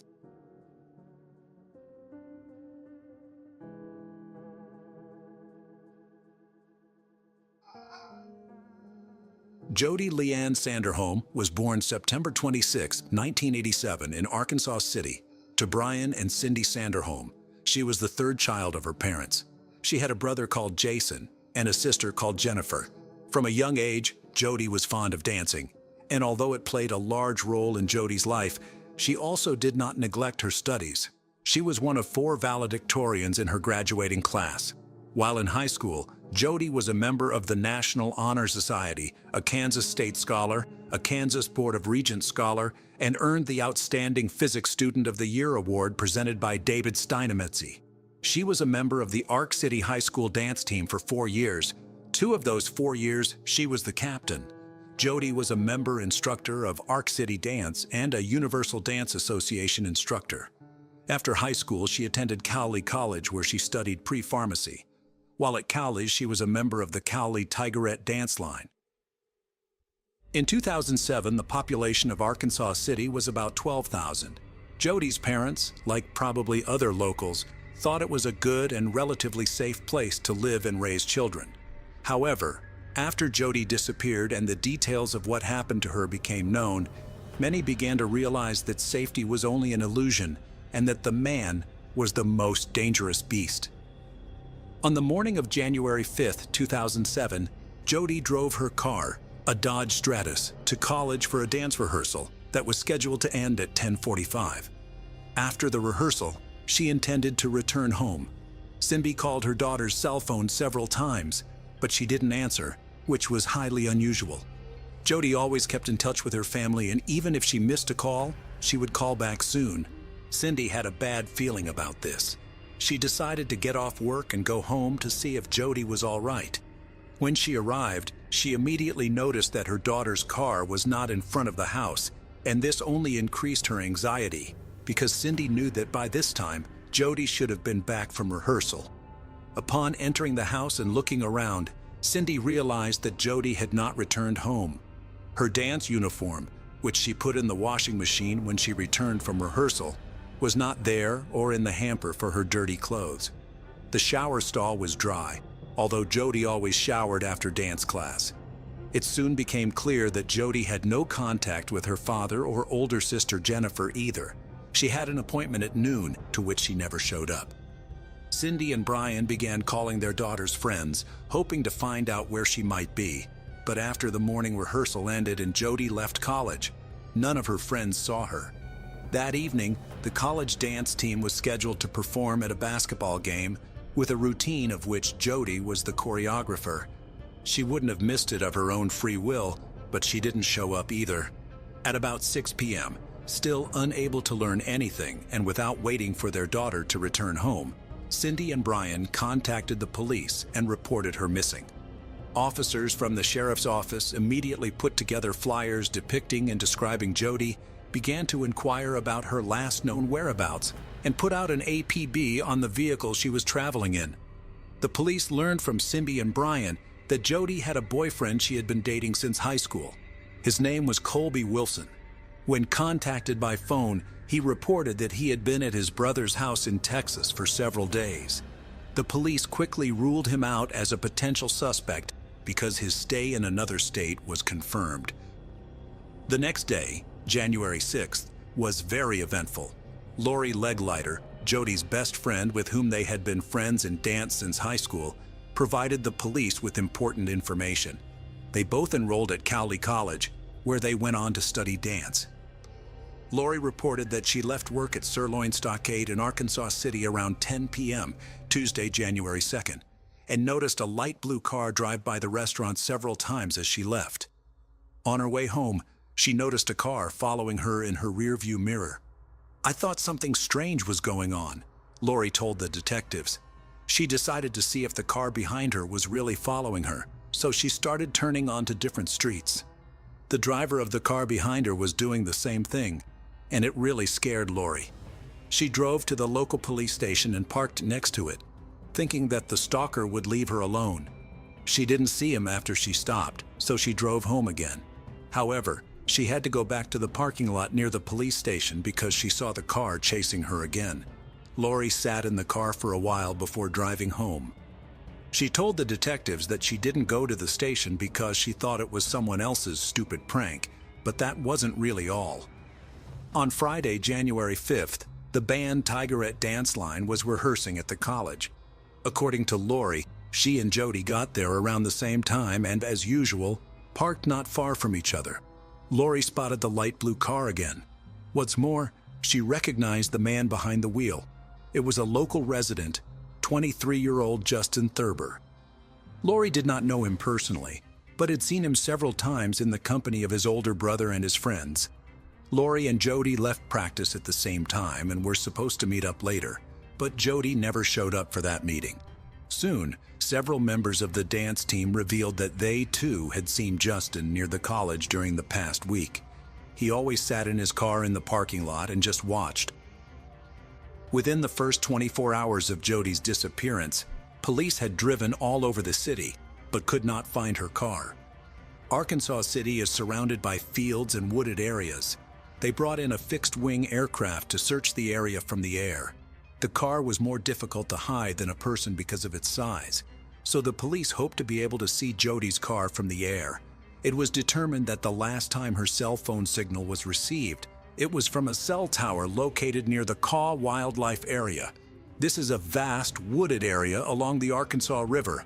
At this point in the investigation, only one person, Justin Eugene Thurber, who was identified by Lori Leglider and other members of the dance group, was considered as a person who might be involved in the disappearance of Jody Sanderholm. It is important to note here that despite his young age, Thurber was well known to the police. 3 years earlier, in 2004, he had been charged with illegal possession of banned substances. He eventually received a suspended sentence and was released. 3 months after that, he was arrested for theft and probation violation. In October 2005, he was charged with disorderly conduct. 3 months later, he was arrested for petty theft and again found to be in possession of a controlled substance. On December 31, 2006, which was just 6 days before Jody disappeared, Thurber was arrested again for theft. That same day, after paying a $3,000 bail, he was free. Having had a merry New Year's Eve, the next day, January 1st, he began impersonating a police officer and disrupting public order. When the real cops came for him, Thurber complained of chest pain and was taken to the hospital instead of the station. Why he was not arrested after his discharge from the hospital remains unclear, nor is it quite clear why he managed to get away with it all the time. A relative of his who works for the Cowley County Police may have contributed to this, but that's only a guess. That same day, January 6th, a police officer saw Thurber's car, a light blue Cadillac, parked outside his parents' house and decided to talk to him. His father invited the officer into the house. When the police officer asked Justin where he had been yesterday, he said he had driven his car to Winfield, a town about 13 miles outside of Arkansas City, in the morning. There, according to Justin, he met up with his friend and 2 of his friend's buddies, whom he did not personally know very well. Next, the 4 of them began driving around the countryside in a car belonging to one of his friend's buddies until the car got stuck on a dirt road near Cedar Vale. Then, as Thurber claimed, he walked toward Arkansas City, which is about 30 miles from Cedar Vale. After 6 hours, he got tired of walking and called his father to pick him up. Thurber's father confirmed what he said, saying he picked Justin up wet and dirty, a couple of miles from Cowley State Fishing Lake. Justin also told the police officer that his car, which he left in Winfield, had been returned by friends. The story wasn't very convincing, but there was nothing to charge Thurber with yet, so the officer left. That same evening, officers spoke with Alexis Swartzel, who recently ended a 3-year relationship with Thurber. She told officers Thurber often took her to the Caw Wildlife Area, southeast of Arkansas City, and she pointed out places she and Thurber would visit. When the police informed Alexis that they were investigating the disappearance of Jody Sanderholm, she was very surprised and said that Justin had once said that he had begun watching Jody when he was 13 years old. He would peep at her when she was swimming in the pool in her backyard, and sometimes in the evenings, peek through the window in her room and wait for her to start changing clothes. Police asked Alexis about her reasons for breaking up with Thurber, to which she said she had broken up with him because he was too abusive and had strange tendencies that were becoming more and more frequent. On several occasions, she said, during intimacy, he would choke her unconscious. On top of that, he asked her to fight him, because he could not get aroused any other way. It was becoming more and more obvious to the police by the minute that Justin Thurber might be involved in Jody's disappearance. The police had no evidence to link him to the girl's disappearance, but late in the evening of January 6th, Thurber was arrested anyway. Detective Eric Mata arrested Thurber on bail revocation and suspicion of criminal trespass because the investigation into Jody Sanderholm's disappearance revealed that Thurber was on the college campus, where the detective believed Thurber should not be. Thurber told Mata that he wanted to talk to his lawyer. At the same time, police officers arrived at Justin's parents' house with a search warrant. The officers took the shoes Justin had been wearing the day before when his father picked him up. The shoes were wet and were drying on a towel. Thurber's father told police he helped his son clean the mud off the shoes. The clothes Justin was wearing when his father picked him up were also recovered, but by this time he had had time to wash them. The next day, January 7th, searchers trained to identify human activity in rugged terrain set to work in the Kaw wildlife area. They found shoe prints that matched Justin Thurber's, as well as several other smaller shoe prints. As darkness fell, they decided to continue the search the next day. On the way home, some searchers drove past Cowley County State Fishing Lake and decided to stop because they heard Thurber was wet when his father picked him up. They discovered a muddy tire track, muddy shoe prints near a public restroom, mail addressed to Jody Sanderholm's parents in a chemical toilet, dance shoes in another toilet, and a flip-flop sandal. Investigators later retrieved cut-off sweatshorts, a wallet containing Jody Sanderholm's driver's license and social security card, her black leotard, a tigerette jacket with Jody Sanderholm's first name on the front, a vehicle floor mat, and a car seat cushion. The sandal matched the impressions found at the Kaw wildlife area. Searchers spent the next 2 days around Cowley County State Fishing Lake and the Kaw wildlife area. On January 9th, specialists with sonar brought in to survey the bottom of the lake discovered Jody's sunken car. On the same day, the hope of the Sanderholm family also died. Jody's naked body was found under a pile of leaves, logs, and twigs at the Kaw wildlife area. Authorities found DNA evidence linking Justin Thurber to both Jody's car and her body. The car had been in the lake for more than 3 days, so police feared that the water that filled the interior had destroyed all evidence. That was partly true. Forensics spent a great many hours before they found a short hair in the interior. Carrie Melton, director of the Forensic DNA Testing Lab, ran mitochondrial DNA tests on the hair found on the driver's seat of Jody Sanderholm's car and concluded that it was almost certainly Justin Thurber's hair. Barbara Leal, an employee of a private DNA testing company, tested samples taken from Jody Sanderholm's right biceps and right side of her chest. She concluded that Thurber could not have been excluded as a participant, although 99% of the population could have been excluded. Cell tower data showed that on the day Jody disappeared, her phone and Justin Thurber's phone were in the same areas at the same time. Lori Leglider, Jody's best friend, said she saw Thurber in the college parking lot the day she disappeared. When the police looked at the camera footage provided by the college administration, they were convinced that Lori was telling the truth. Thurber was in the college parking lot at the same time rehearsal was going on, and he left that parking lot at the same time as Jody. The tape showed that Thurber followed Jody in his light blue Cadillac. Based on the fact that letters addressed to Jody's parents were found near the lake, investigators speculated that Thurber had followed Jody from the college to her home, and when she got out to retrieve the letters from the mailbox, he attacked her, pushed her into her own car, and drove her away. That theory was confirmed when a shoe print identical to the sole of Justin Thurber's sneakers was found next to the Sanderholm family mailbox. As previously mentioned, footprints of Thurber's shoes and smaller shoe impressions were found at the Kaw wildlife area. It was determined that these were the footprints of Jody's shoes found at the fishing lake along with her other belongings. Thurber's footprints and Jody's footprints in the preserve were located side by side.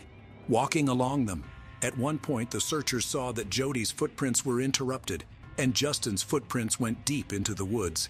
This meant that he was carrying the girl further on his own. His shoe prints were also found where the body had been found. All three of the people Justin said he had been with the day of Jody's disappearance denied what he said.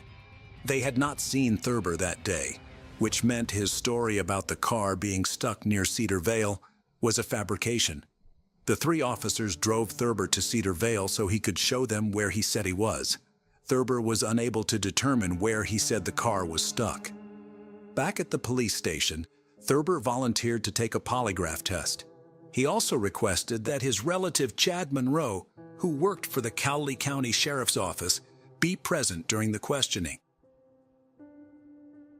The evidence found was sufficient to indict Justin Thurber.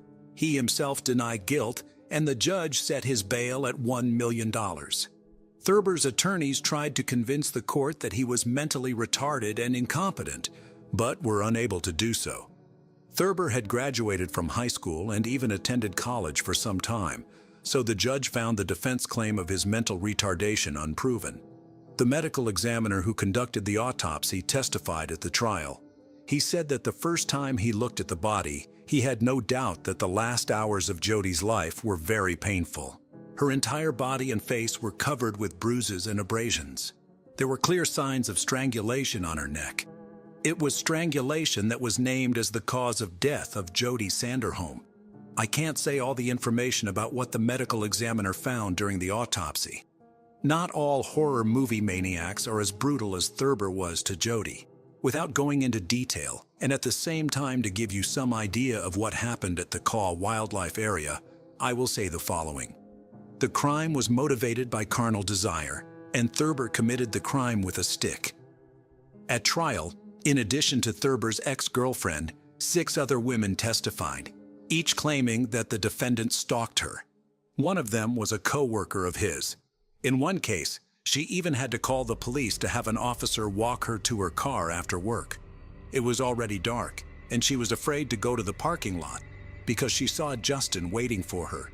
Earlier, he had left a rose and a note under the windshield wiper of her car, saying he liked her and wanted to get to know her better. Several witnesses said they saw Jody Sanderholm's car on January 5, 2007. Kari Morris, a friend of Jody's, noticed that Jody was sitting in the passenger seat as their cars passed each other in Arkansas City shortly after noon. Morris reported that the man behind the wheel of Jody's car appeared to be a large man.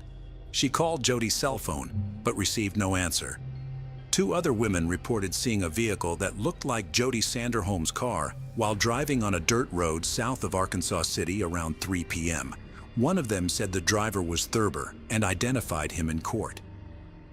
On February 17, 2009, the jury reached a unanimous verdict, finding Thurber guilty on all counts and recommending that he be sentenced to death. Realizing what sentence the judge would hand down, Thurber tried to negotiate a plea bargain. His lawyer told the prosecutor that Justin would plead guilty if he were not given the capital punishment. Jody's family opposed such a deal. The presiding judge took the jury's decision into consideration and sentenced Thurber to death by lethal injection in March 2009. In 2008, the state of Kansas signed the Jody Act, which, among other things, expands police authority over stalking suspects and expands the list of actions that can be considered stalking. Since the sentencing, Justin Thurber has not abandoned his attempts to appeal the court's decision. His attorneys are trying to prove that Thurber is mentally retarded. In 2018, the Kansas Supreme Court postponed Thurber's death sentence, citing a Supreme Court of the United States ruling that the execution of defendants, even those with mild developmental disabilities, is unconstitutional. The Sanderholm family said a competency hearing was held during the original trial, and Thurber was found to be fully competent at the time. Jody's mother, Cindy Sanderholm, sat in the courtroom 11 years after her daughter's passing. She said that Thurber had written letters to other girls while in prison, and this should show that he was competent. "That's sick. It's just sick," Cindy said. "It tells you that he is competent enough to reach out to people and write letters. He knows what he is doing. I'm sure Jody, pleaded for her life, and he didn't give it to her. She didn't get a second choice. She didn't get a second chance," she added. In August 2021, the Kansas Supreme Court issued an opinion announcing that a state law passed in 2020 allows Thurber, who is appealing a death sentence, to seek appointment by the Cowley County District Court of an attorney to assist in post-conviction DNA testing. Thus, even 16 years after Jody Sanderholm's passing, the final word in this case has yet to be spoken. It should also be noted that no one has been executed since Kansas reinstated the death penalty in 1994. The last time anyone was executed in Kansas was in 1965. Since then, besides Thurber, 9 other people have been sentenced to death, but no sentence has been carried out. We haven't executed anyone in that time frame, and there's no timetable to have any other future executions, said Adam Pfannenstiel, the communications spokesperson for Kansas Department of Corrections. I think it's a little shocking that Kansas reinstated the death penalty over 20 years ago, and there's not a plan yet, said Jennifer Aldridge, Jody's older sister. I thought this would have been something that would have been discussed 20 years ago when it was reinstated. Therefore, even if Thurber's death sentence is upheld, there is a good chance that it will never be carried out. 39-year-old Justin Thurber remains at the maximum security El Dorado Correctional Facility in Butler County, Kansas. According to a Kansas Legislative Post Audit Committee report published in 2014, each of the inmates serving time in administrative segregation at El Dorado comes with an annual cost of nearly $49,000. Further, it is not only the cost to house an inmate sentenced to death. Taxpayers also pay nearly 4 times the price to prosecute a case where the death penalty, if pursued by the prosecution, $395,000 per case, compared to only $100,000 per case when the death penalty is not sought. For the Sanderholms, taxes are added insult to an unbearable injury and a grueling wait for justice in the case of their daughter, Jody. It hurts me so bad every week when I see my paycheck, and I know I'm paying tax money to feed him, said Brian Sanderholm. Death is what he deserves, and that's what the law stated, said Cindy Sanderholm. So, we need to get the law fixed so we can use it.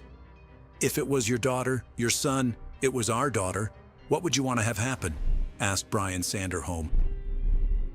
Most regrettably, Cynthia Ann Sanderholm, Jody's mother, passed away on December 2, 2022, at the age of 63. The case of Kelsey Smith went shopping for a gift and vanished without a trace. How often do laws enacted at the state level, or the rules and policies of individual companies designed to protect people and make their lives more comfortable and safe, end up causing harm rather than good? In today's story, a mobile phone operator refused to provide the location of a missing girl, citing privacy laws.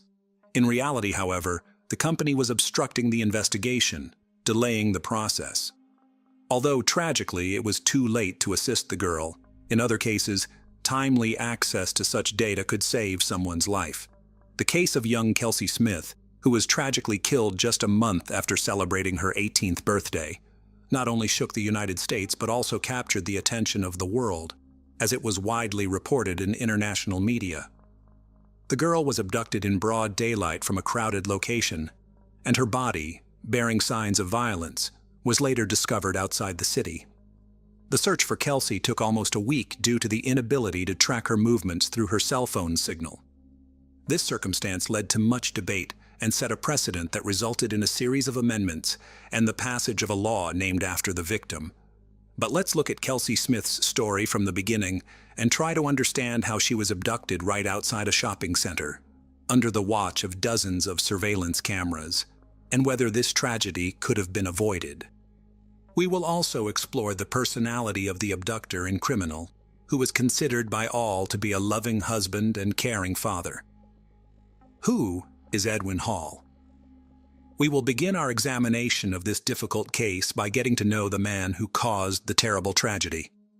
Edwin Roy Hall, friends knew him as Jack Hall, was born in 1981, April 17th, in the small town of Lee's Summit, located almost on the border of the states of Missouri and Kansas. He was the second child in the low-income and extremely disadvantaged family. Edwin's childhood was hard, if not to say harsh. Parents of the boy used in large quantities of hot drinks and illegal substances, not engaged in the upbringing of children, and mistreated them. Later, Hall will tell about the fact that at the age of 5, he was intimately abused by his uncle, his father's brother, but unequivocally confirm or deny this statement is simply not possible. Many thought that this detail was invented by the perpetrator's lawyer in order to make his client look like a victim of circumstances at the trial and try to mitigate his punishment.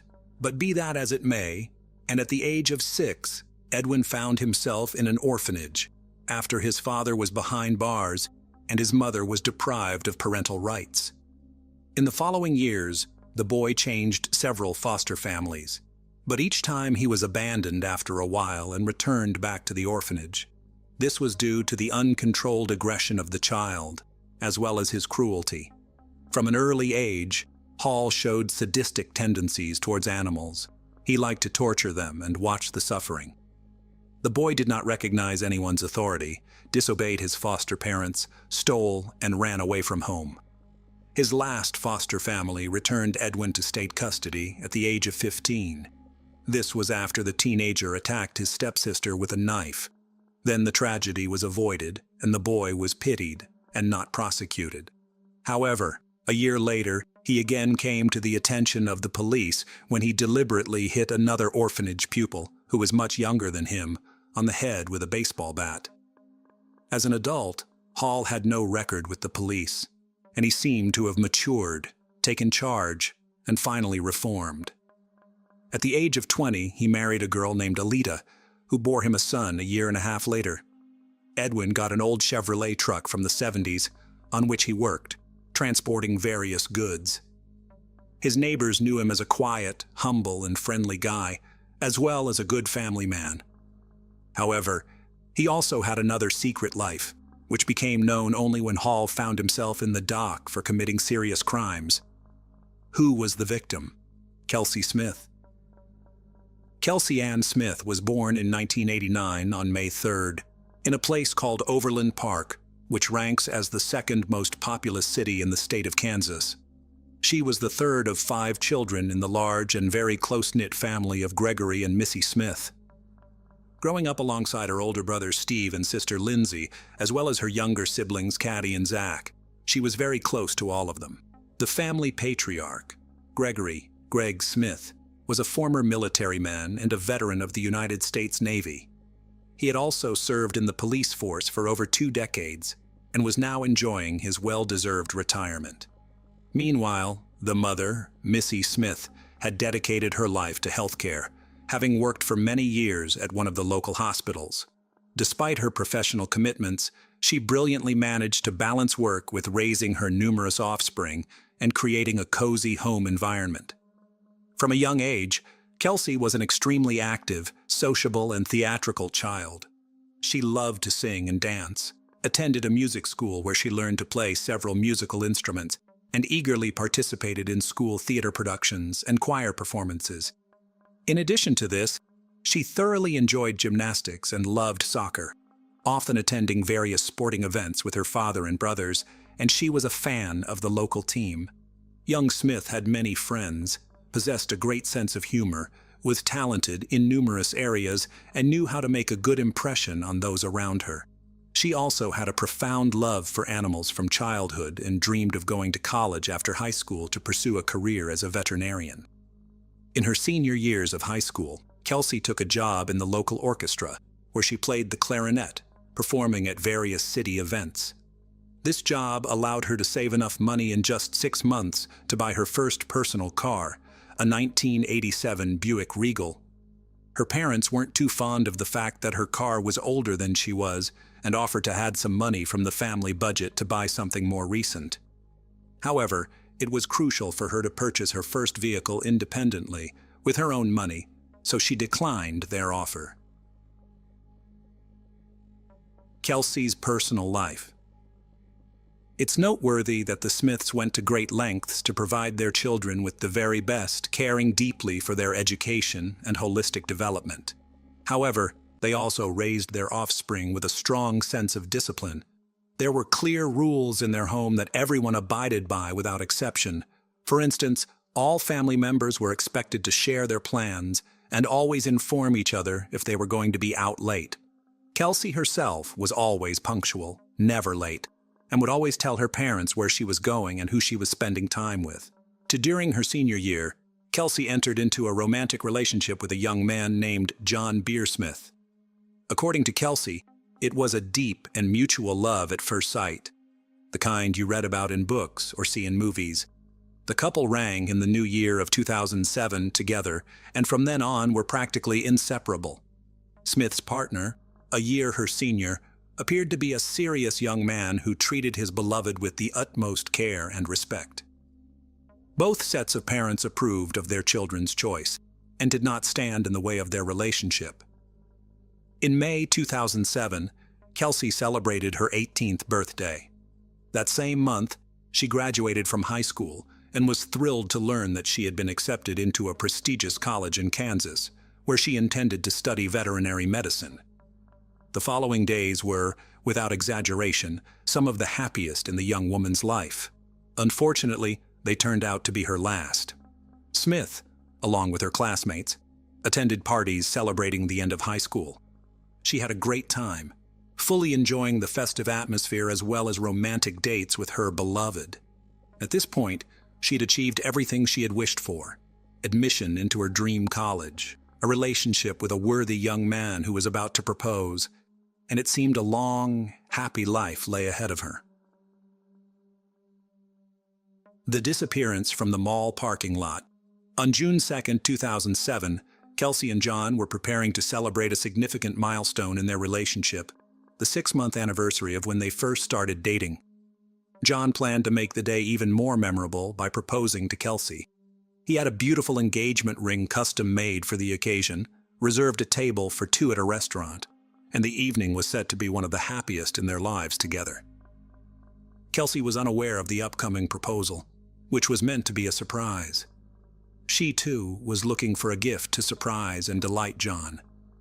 That Saturday, she styled her hair, did her makeup, dressed up, and drove her car to a Target Corporation store located just 10 minutes from her home. There was no indication of the tragedy that was about to unfold. Around 7 in the evening, she called her mother to say she had found a gift for John, but needed to find the perfect gift bag for it, preferably something with a romantic touch. Missy suggested checking a shopping mall across the street from Target, confident that it would have what Kelsey was looking for. Kelsey thanked her mother for the advice and said she would be home soon, where John was supposed to pick her up at 8 o'clock. That was the last time Missy heard her daughter's voice. Kelsey never made it back home. When John arrived at 8 with a large bouquet of flowers, he was shocked and frightened to find that Kelsey was not there. Her parents were equally terrified, as it was completely out of character for her not to answer phone calls or texts. She vanished in broad daylight, in a busy area, and no one noticed her disappearance. Search and investigation. The family patriarch, along with his 2 eldest children, set out to search for their daughter. Upon finding her car parked at the Oak Park Mall, a sliver of hope emerged that Kelsey might still be inside the mall for some unknown reason. However, after searching through all the floors and stores and inquiring with the salespeople and security guards if anyone had seen the girl, they were convinced she was not there.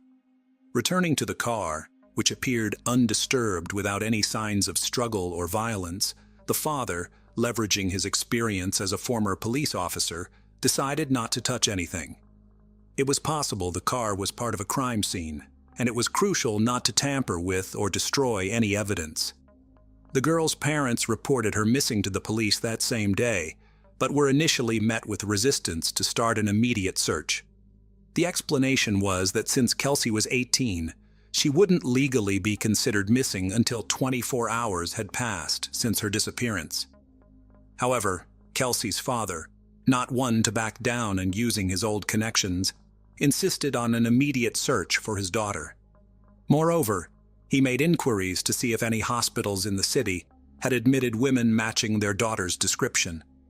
Kelsey's family and fiancé were interviewed that same evening to establish their alibis and rule them out as suspects, a standard procedure. Surveillance footage from the Target store was also reviewed. The videos showed Kelsey entering the store, browsing the selection, making a purchase, and then, while talking on the phone, leaving the building to head back to her car.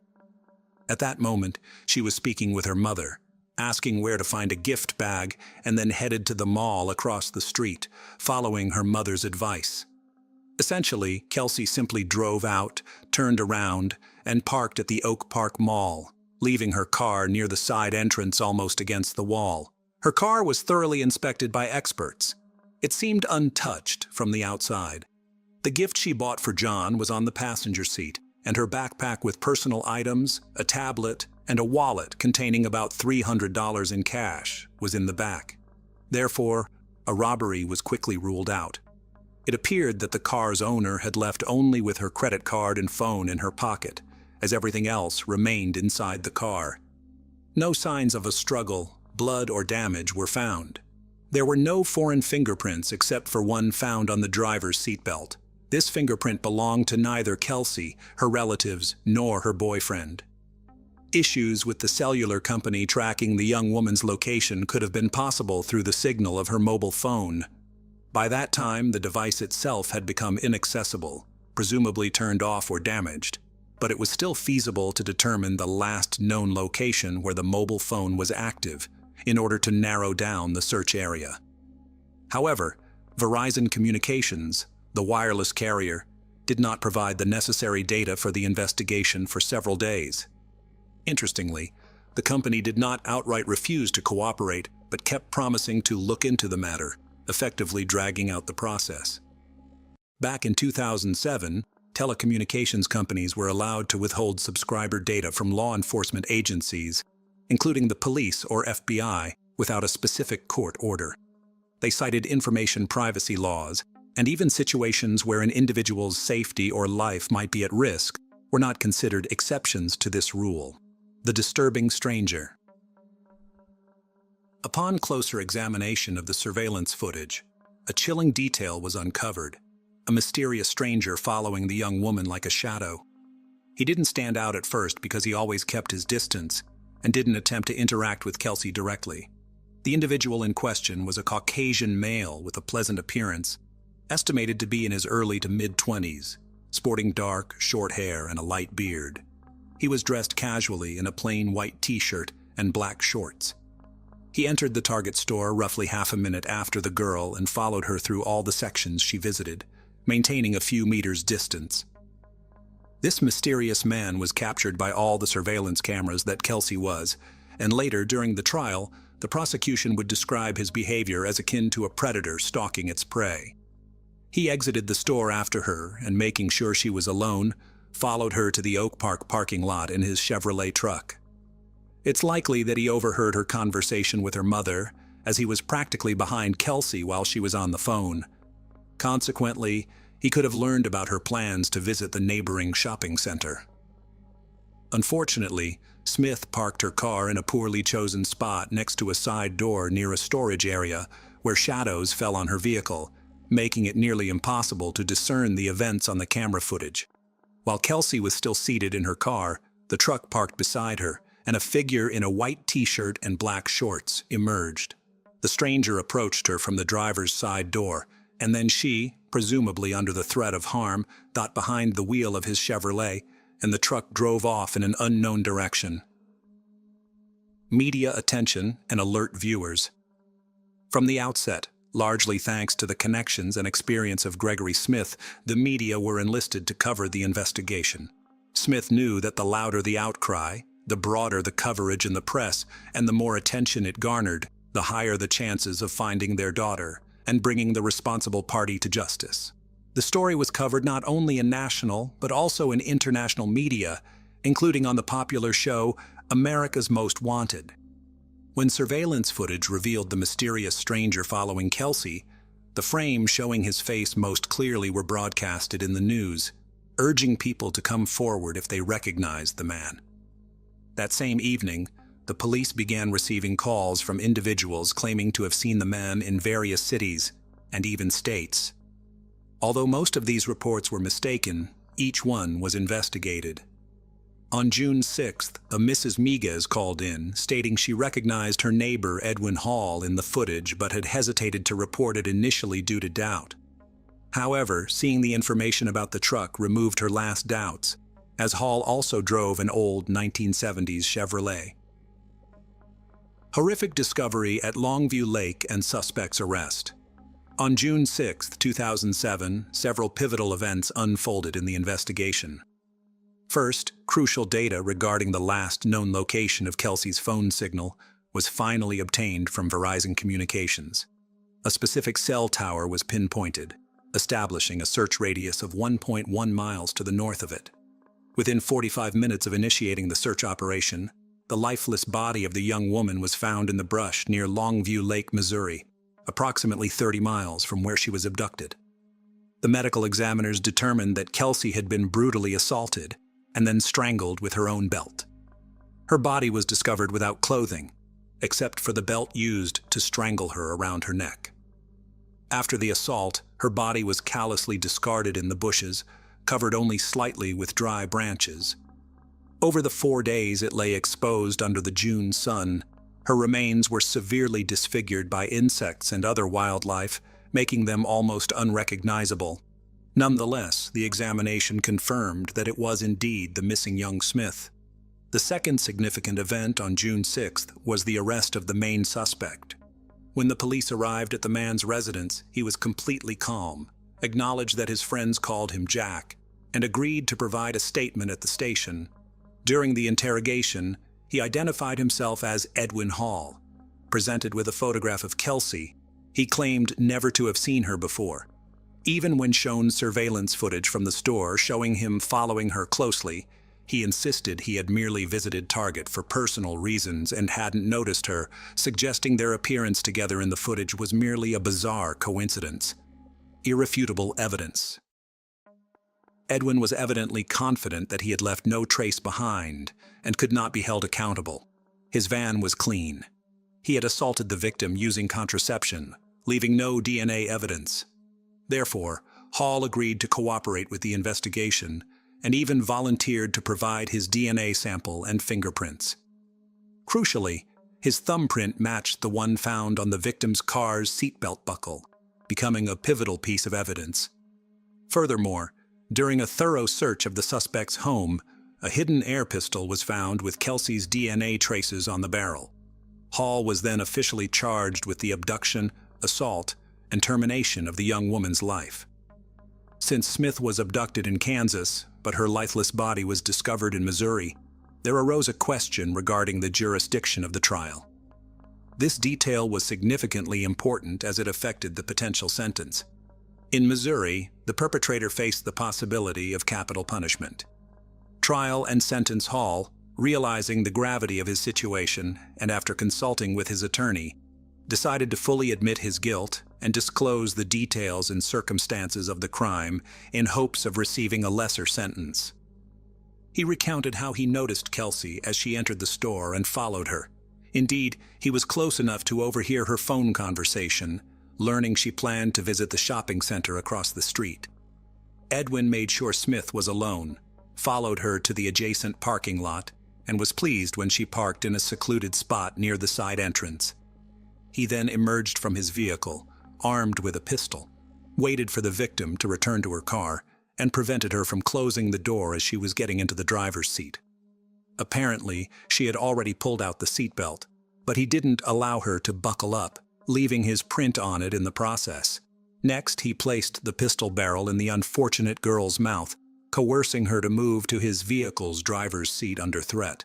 Smith drove Hall's truck while he aimed the weapon at her and instructed where to go. Upon reaching a remote area at the state border, he ordered her out of the truck and led her into the bushes. There, he assaulted her, strangled her with the belt, and covered her body with branches. He meticulously cleaned his truck's cabin to remove any fingerprints, DNA, or other traces of the victim's presence, and hid the pistol with Kelsey's saliva at his home, confident it would never be found. When asked about his motive, he couldn't provide a clear explanation, but indifferently commented on her fantastic legs. Additionally, during the investigation, Several other women and girls victimized by Hall's actions came forward. As a result, charges of corruption of a minor, harassment, and theft were added to the existing accusations. Hall's lawyer attempted to appeal to the court's sympathy, highlighting his client's troubled childhood, past victimhood, lack of parental care, and upbringing in foster homes. The defense's efforts were in vain, but the lawyer was the only person to speak on the defendant's behalf and support him. Hall's wife was present at all court hearings, but sat quietly in a corner, refusing to defend her husband. On September 16, 2008, Johnson County's judge sentenced Edwin Roy Hall to 27 life sentences without the possibility of parole. After hearing the verdict, the defendant apologized to the Smith family for his actions and then broke down in tears. He is currently serving his sentence at the Hutchinson Correctional Facility in Kansas. The Kelsey Smith Act. The role of Verizon Communications in this case, which hesitated for 4 days to provide data regarding the last known location of the missing girl's phone signal, drew significant attention. The company's leadership cited privacy laws and the absence of a court order, the issuance of which would take time. Although it was later determined that this information wouldn't have saved young Smith, in other situations, it could help preserve the lives and health of individuals in danger. This led to the enactment of the Kelsey Smith Act by Kansas in 2009, mandating telecommunications companies to provide subscriber location information when there is a risk of death or serious physical harm to the individual. An additional 29 states, including Missouri by 2012, adopted similar legislation. In 2021, Oklahoma, Montana, and Illinois also passed the Kelsey Smith Act. Since its enactment, this law has helped save many lives. For instance, in 2015 in Lenexa, Kansas, when a perpetrator stole a car with a child in a car seat, the police were able to locate him within half an hour by tracking the signal from the mobile phone left on the back seat by the child's mother. In 2021 in Illinois, a similar method was used to find a young woman who attempted to end her life by jumping off a cliff. She survived, albeit with significant injuries, but the prompt tracking of her phone signal led to her rescue. Interestingly, the Smith family never requested the law to be named after their deceased daughter. The idea came from Kansas Senator Rob Olson. Following their tragedy, the girl's family established a foundation to assist crime victims and continues to raise awareness among young people about safety issues. Hello friends, welcome to our channel. Today we're going to take a look at another horrible case with you. In our story today, we'll talk about a rare snake that suddenly attacked its owner, ending his life. Ben Renk was just 29 years old when he was found deceased in his renowned snake breeding facility. Benjamin Blue Birch Renk was born in August 1987 in Missouri. He grew up in the countryside alongside his family. Ben had an older brother, Sam, with whom he shared a very close bond. In 1989, the Renk family moved to a picturesque farmhouse. The boys spent a lot of their time outdoors, and it was then that Ben began to take an interest in snakes. A tragic incident in September 1992 triggered a series of unfortunate events. The family was away when a gas leak occurred, leading to an explosion in their beautiful home. The Renks were forced to move into a trailer. After some time, Ben's mother Kim was diagnosed with stage 4 breast cancer. Despite these hardships, the family overcame them. They were very close-knit and always supported each other in any situation. Recovering from previous tragedies, in 2002, they moved to a new home where a special room was designed for Ben to keep his snakes. In 2009, after a long battle with cancer, Kim passed away. Before her death, she made her sons promise to look after the farm and pass it on to their children. As time went by, Ben's love for snakes knew no bounds, and the young man founded Rennick Reptiles, which soon gained recognition. This allowed him to sell snakes worldwide, from the United Kingdom to Japan. Breeding snakes became the meaning of his life. He was described as a great breeder who was devoted to his work, caring more about the snakes than the money. The reptile farm bred a multitude of reptilian subspecies, growing and reproducing both the most common species and some of the rarest subspecies on Earth. Ben's reptiles were of immense value, just a portion of his python collection was valued at over $1 million. Ben was a solitary man who had long aspired to start a. In 2010, at a party, he met a woman named Linley. Their relationship moved forward quickly. Within weeks, Ben introduced his girlfriend to his brother Sam and Sam's fiancé, Eli. Eli and Linley had sons from previous relationships, so they found common ground quickly and became friends. Linley soon became part of the Renk family. The couple began living together. Linley helped Ben at the snake breeding farm. They were in love and lived as a full family. In March 2012, Linley gave birth to their daughter Amelia. Ben was thrilled to become a father. However, the happy family life faced challenges again. Frank Renk, Ben's father, encountered significant business troubles.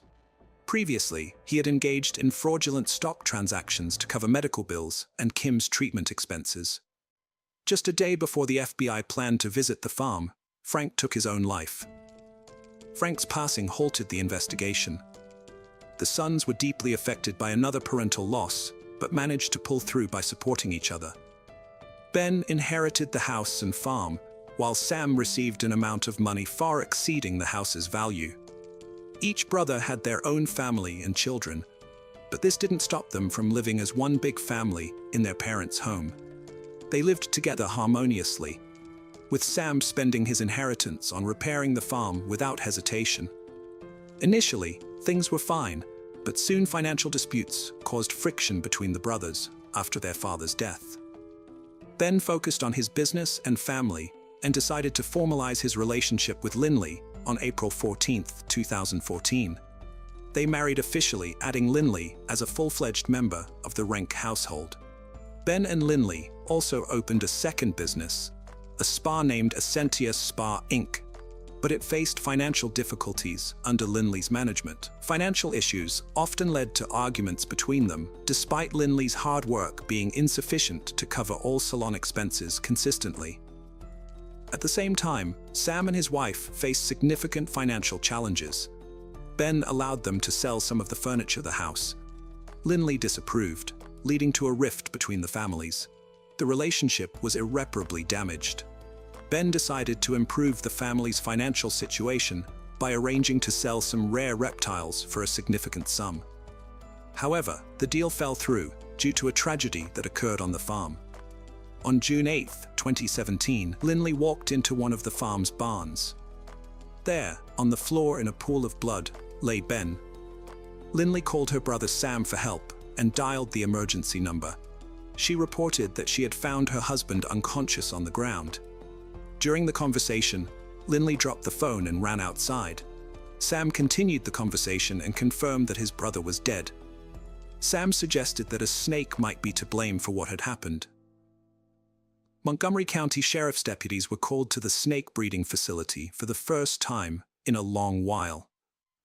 Law enforcement officers were afraid to enter the farm, facing over 3,000 snakes and having to conduct an examination of a man lying in blood, wary of a possible attack from a deadly viper believed to be the assailant. However, when coroner Dave Colbert arrived and took a closer look, he discovered shell casings on a shelf at eye level. This was something far more sinister than a venomous snake bite. Shell casings were found near the body, but no weapon was discovered. The assailant had shot Ben multiple times in the back and head. None of the relatives heard shots or saw the attacker. Sam and Linley were taken to the sheriff's office for questioning. Linley suggested that Sam might be involved in her husband's death, even citing a motive. Apparently Ben wanted to sell the house, but Sam was opposed. Sam was asked to undergo a lie detector test, which he passed. The police had no reason to detain Linley and Sam, so they were released. The investigation into who might have wanted Ben Renk dead began with various theories proposed, the first being robbery. But it remained unconfirmed as none of the rare snakes were missing and all valuable items remained untouched. Just days after Ben's demise, police interrogated Linley again and tested her hands and clothing for gunpowder residue. However, results came back negative. Following her husband's funeral, Linley ceased communication with Sam and Eli altogether. She sold her husband's business, inherited the house, and sought to claim a life insurance payout for Ben worth $1 million. After receiving the insurance money, Linley planned to sell the Rennick family home for $740,000. Sam's family was notified about the eviction. Discovering the rapid insurance claim and business sale following her husband's passing, Sam Rennick suspected his brother's wife in the tragic event. Sharing his suspicions with investigators, Linley was called in for another interrogation. There, she admitted to having complex relations with Ben and occasionally meeting with a man named Eric. Eric had an alibi, so he was excluded from the list of suspects. Linley's admissions were startling. It turned out about 3 years after their marriage was officially registered, she was unfaithful to Ben with at least 2 different men. Messages between the couple showed that Ben suspected his wife of infidelity, which had indeed strained their relationship lately. On October 5, 2017, the Missouri State Highway Patrol conducted a polygraph test on Linley and informed her that she had failed it. However, without solid evidence linking her to the crime, she was released. Nevertheless, the investigation into Ben Rennick's case slowed but did not cease. Later, investigators learned that a month before Ben Rennick's passing, Linley had made her first attempt on his life. She concocted a story of Ben being a cruel tyrant who oppressed her daily and even physically assaulted her. She shared this story with a spa salon co-worker to garner support and assistance. They plotted to end Ben's life by giving him a poisonous protein shake laced with 15 Percocet pills. Unaware, Ben drank it. He fell severely ill during that period but survived, oblivious to having been poisoned. Linley Rennick was interrogated by investigators 6 times in total, and further assistance in the investigation came unexpectedly. On January 14, 2020, information from a state prison emerged. A witness claimed to know about Ben Rennick's death. The witness was Brandon Blackwell. He told Missouri State Highway Patrol investigators that Linley had shot Ben and conspired with her ex-boyfriend. Brandon mentioned that he had dated Linley while she was married to Ben.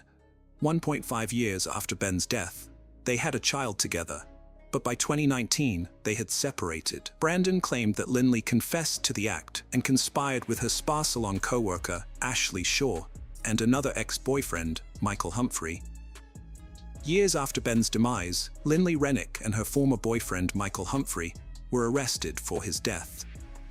However, following their arrest, Linley and Humphrey pointed fingers at each other. So who really pulled the trigger? According to Michael's testimony on the day of the event, he went to the farm with Linley, who asked him to pose as a buyer. He put on gloves and was supposed to shoot Ben, but couldn't do it. Eventually, Linley took the gun and shot her husband herself. The investigation into Ben Rennick's death continued for 3 long years. On January 16, 2020, arrest warrants were issued for Linley Rennick, Michael Humphrey, and Ashley Shaw. Ashley was offered immunity in exchange for her cooperation and testified against her boss. The former spa salon employee shared that Linley had complained about her husband and convinced her to assist in a plan.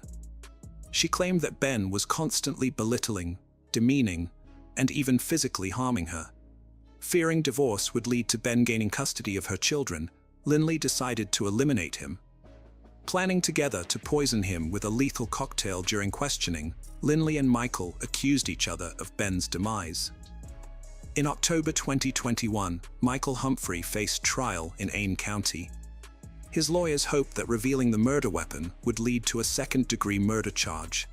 Despite possessing the gun, no conclusive DNA evidence was found on it. To lessen his sentence, Michael Humphrey made a deal with the prosecution by disclosing the location of the murder weapon.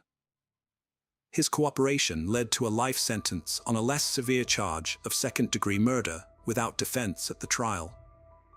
On January 3, 2021, Michael Humphrey was sentenced to life imprisonment with the possibility of parole.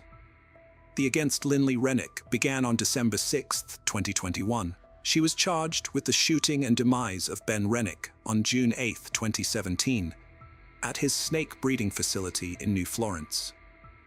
Court documents stated that the plot to end Ben Rennick's life originated in Linley's spa salon. The probable cause statement mentioned that Ben was aware of Linley's financial troubles and that Linley feared Ben could take her children away. This led her to fabricate a story of domestic abuse. The first attempt to end Ben Rennick involved a protein shake laced with narcotics. Search warrants for Ben and Linley Rennick's Facebook accounts confirmed the protein shake story and Ben's awareness of Linley's financial issues. The court hearing detailed the events of the day when Ben Rennick was killed, fully reconstructing the sequence of events through cross-examination. On the day of the incident, Michael Humphrey picked up Linley from the spa salon, while Shaw sent text messages from Linley's phone inside the spa to conceal their true location and mislead the investigation. According to court documents, Humphrey intended to end Ben's life but asked Linley to do it. After firing shots, Humphrey collected most of the casings, but missed some in his haste. He also disposed of Linley's clothing after returning to the spa, where Linley took a shower, which helped avoid detection of gunpowder residue on her hands and clothes. Defense attorney Catherine Barreur asked Linley Rennick to share her personal and family history, education, relationship with ex-boyfriend Michael Humphrey, work history, and the lead-up to her marriage with Ben Rennick. This was aimed at portraying her as a victim of domestic violence. However, no evidence of such violence was found, undermining this defense narrative. Michael Humphrey was part of a group that allegedly planned to end Ben Rennick's life. Linley Rennick described her relationship with Humphrey as codependent, involving his drug dealing and her addiction. She ended her relationship with Humphrey at the end of 2010, according to previous witness statements, but reconnected with him about a month before Ben Rennick's death. Linley Rennick firmly denied the prosecution's allegations regarding the alleged plans to end Ben Rennick's life. This included the supposed failed attempt to poison Ben with a protein shake containing narcotics. The couple faced financial and marital difficulties. The spa center wasn't doing well, and contractual deals for selling snakes had yet to provide financial benefits. In court, Linley admitted to having extramarital relationships with several men, expressing deep regret for her actions. By the time she considered discussing divorce, she was unsure who to turn to, given her father's history with divorce and his strong views on both divorce and affairs. Seeking someone to support her in her conversation with Ben, she reached out to past boyfriends and reconnected with Michael Humphrey. During cross-examination by the prosecution, Linley confessed to willingly participating in her husband's death and intentionally concealing Michael Humphrey's involvement.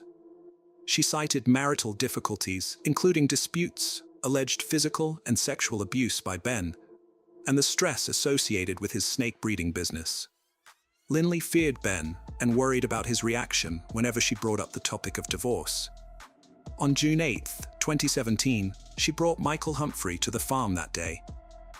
She claimed her presence at the farm was not meant to end her husband's life, but rather to discuss a divorce. Linley mentioned taking out some trash from Ben before entering the nursery, where she saw Humphrey and Ben washing their hands. Linley described being unable to hear their conversation as she was preoccupied with how she would tell Ben she wanted a divorce. Her voice trembled while recounting seeing Humphrey draw a pistol and shoot her husband. Hence she heard more shots. Reality hit hard when Linley returned to the snake breeding facility and found Ben's body. She called Ben's brother Sam, who arrived soon after. They checked for a pulse and whether Ben was breathing, hoping he might still be alive. Linley expressed regret for not immediately informing police that she had been at the breeding facility earlier with Michael Humphrey. The life insurance policy that Ben had taken out years earlier could have resulted in a payout of $1 million. However, Linley waived her rights to this money. During the court hearing, Linley expressed regrets about her ongoing deceit.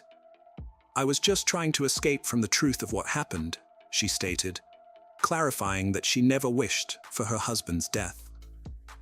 Following the final verdict, Linley Rennick's defense team chose not to petition for a new trial, and no appeals were filed against her conviction. Linley Rennick filed a defamation lawsuit against Blackwell, asserting that his statements about her involvement in her husband's death were false. However, prosecutor Kevin Zellner questioned Lindley's testimony during cross-examination.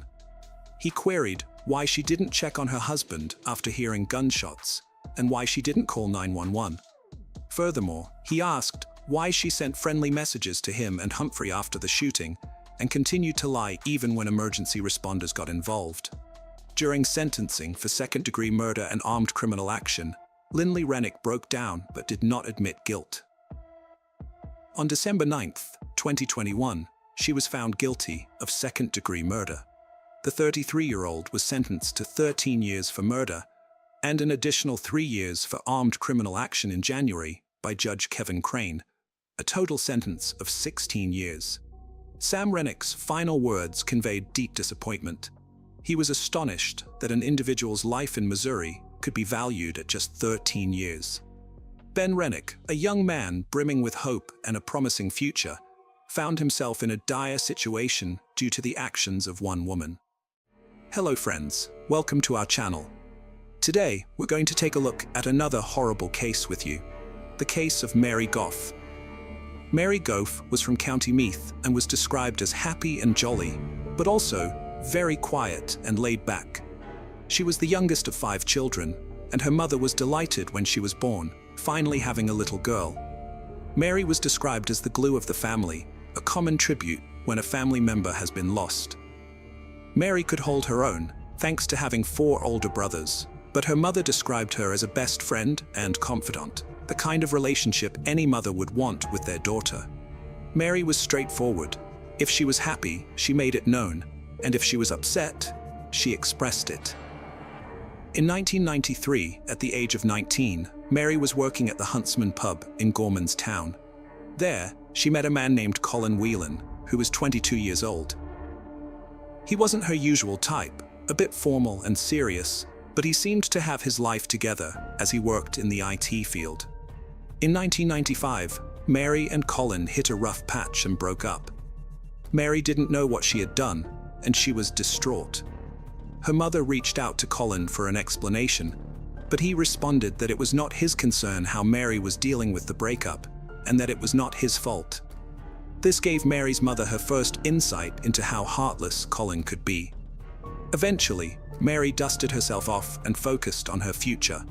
She got a great job as a secretary in the production house that created the film Rob Roy.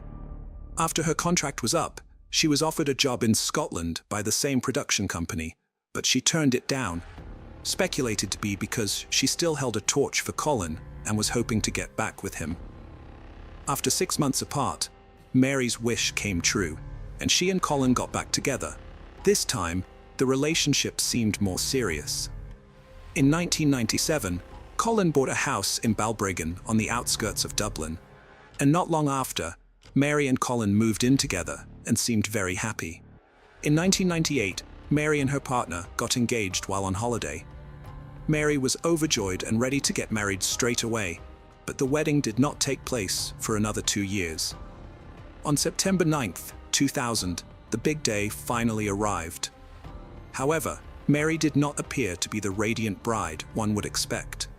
At one point, she was standing outside the church with her new husband and burst into tears, running back into the church. Her family and friends followed her, concerned, but her husband Colin did not. They thought Mary was sad because her father, who had passed away in 1989, was not there. Mary later told a friend that she felt overwhelmed by all the attention and being the center of attention. But there was something else going on behind the scenes.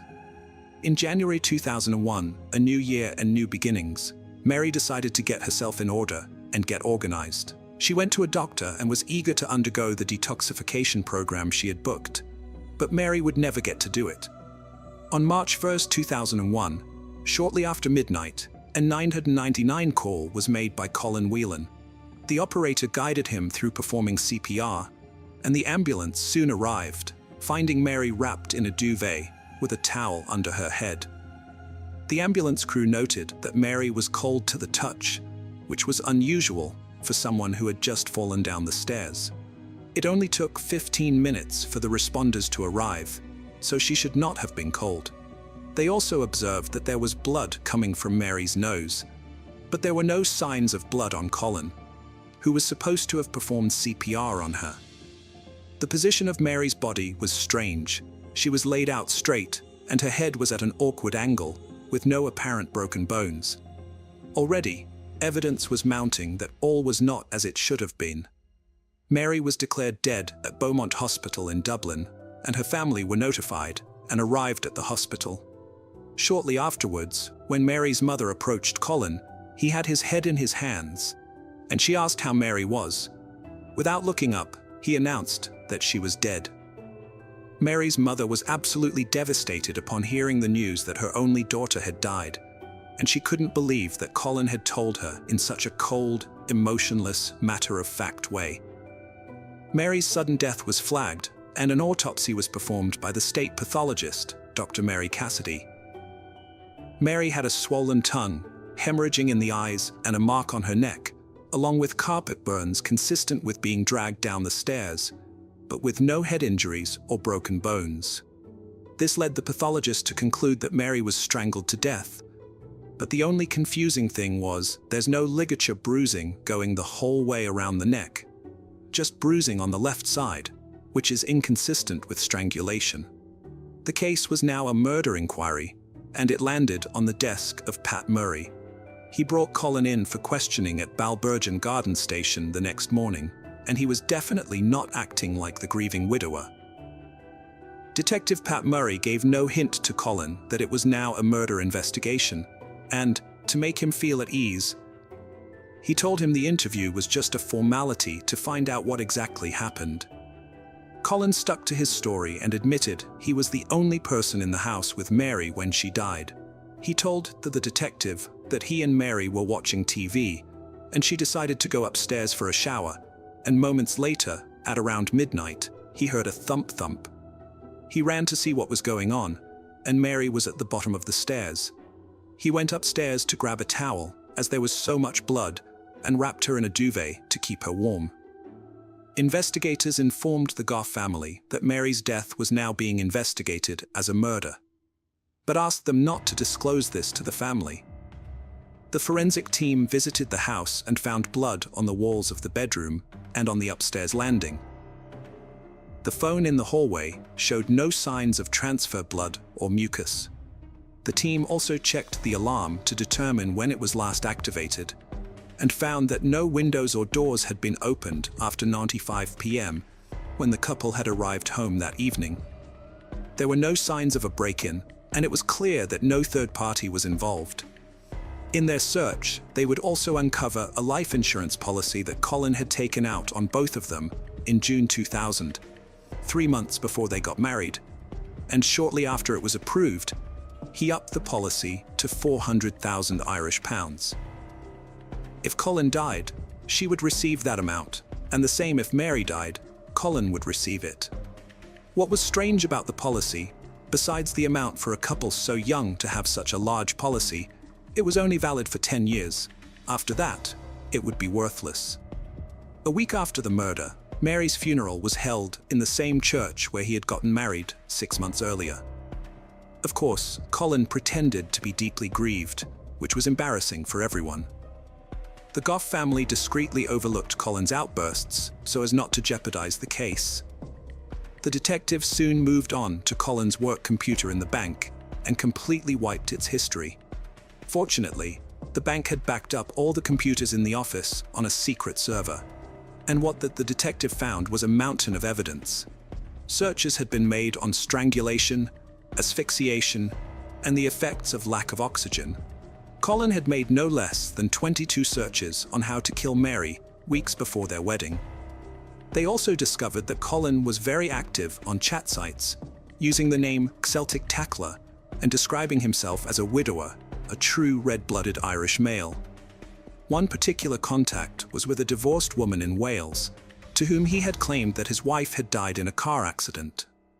They were supposed to meet in March 2001, and he had told her he was coming into a large sum of money. This poor woman had fallen hard for Colin, and when the detective interviewed her and told her the real story, she would be left devastated.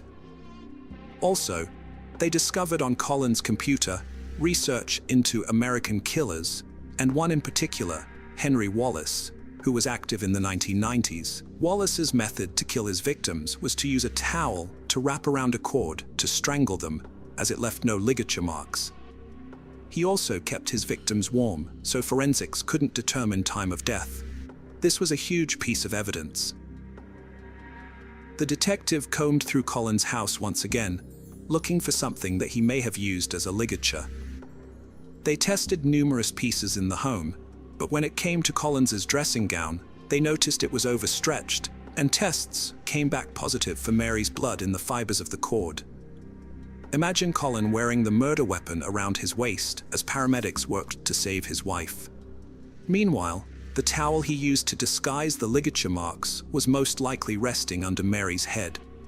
With this amount of evidence, Colin was charged with Mary's murder, and the trial was set for October 2003. Because Colin had to wait 2 years for his trial, he was released on bail. As part of his bail conditions, he had to live with his parents, report to the guard station daily, pay a bail bond, and surrender his passport. He lost his job at the bank, and to have an income, he rented out the house he had once shared with Mary. Although Colin was following the rules of his bail, he had other plans in the background. In May 2002, Colin's family reported him missing. A review of the paperwork at Balboa, the detective station, showed that he had not appeared in for 2 days. Essentially, the security guards had failed to properly monitor the situation, and it was unclear whether Colin had actually run away or not. The detective issued an alert, and Colin's car was found at Howth Head, just outside Dublin. The keys were still in the car, and an empty bottle of gin was on the passenger seat. The car was parked neatly, and a window was left slightly open. However, as a formality, an air and sea rescue was launched to search for a body, but surprisingly, no one was found. Alerts were sent out through media, air and seaports were notified of Colin's identity, and he was wanted for murder. Interpol were contacted, and in turn, Europol, which tracks people within Europe. For over a year, there was no sign of Colin, and eventually, the detective received a tip-off from a man who was holding in Mallorca, Spain. He was an old-school friend of Colin's, and he knew he was wanted for murder. So he made friends with another barman there and asked who he was, and the barman said that's Cian Sweeney from Galway Island. So when the guy got home, he contacted the detective, and they contacted Europol, and Colin was put under surveillance. An arrest warrant was put in place, and the Spanish police went to the bar and arrested him. He was brought to the civil guard station in Madrid, and Colin denied who he was. Fingerprints were taken, and they matched the prints the detective had sent over. Eventually, Colin admitted the truth. The next thing to organize was an extradition to bring Colin back to Ireland. This had never been done before. When the extradition was finally arranged, Detective Murray flew to Madrid to escort Colin home. When Mary spoke to Colin, he told her how he had obtained a passport and made his way all the way to Spain. Colin explained that 7 months before he went missing, he had applied for a passport using the identity of a man he resembled in age and build. Knowing this man did not travel, Colin was successful in obtaining the passport.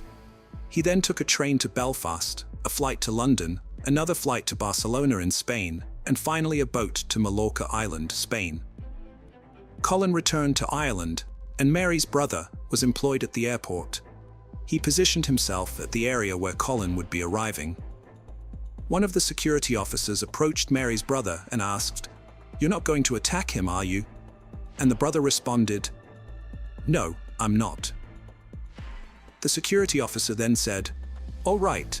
So Colin and Mary's brother came face to face, and they stared at each other for a moment, and then Colin lowered his head. While Colin was waiting for his trial date in prison this weather, the detective were continuing to gather as much information as they could in preparation for the trial.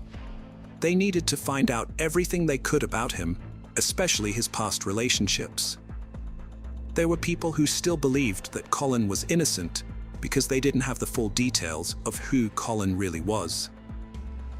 One person that the detective found was a woman who had been in a relationship with Colin before he met Mary. He was so violent and controlling that she left the district to get away from him. She met him at a disco, and for the next 6 months, he wooed her. But once he had her, he changed. He controlled every aspect of her life, who she was allowed to talk to, and how she was to dress, and he was physically abusive towards her. She ended up pregnant and was terrified to tell him. He hit the roof and told her no way was she having the baby. He brought vodka and aspirin to her one night and tried to force her to take them so she'd lose the baby. She managed not to take the aspirin, but she did swallow some vodka. At the height of his violence that night, he kneed her in the stomach, and she lost the baby the next day. On the 12th of April 2005, Colin appeared for the first day of his trial. All the families were there. The Goff family. The Whelans were sitting there believing Colin was innocent. They had no idea what was coming. They thought the guards were out to get Colin, and that it was all lies. They really did not have a clue who Colin was. The judge asked Colin to stand and asked him the question, "Did you kill Mary Goff?" And he answered, "Guilty." The Whelan family in the gallery were in shock when he answered guilty. Their jaws hit the floor. It took everyone's breath away. The Goff family was so relieved that they wouldn't have to go through the trial, and Mary's brother said he finally did something right. Colin's counsel read out a letter of apology at the sentencing, but we all know it was self-serving. The only thing Colin Whelan was sorry for was that he got caught. Colin Whelan was sentenced to life in prison, where he still is today.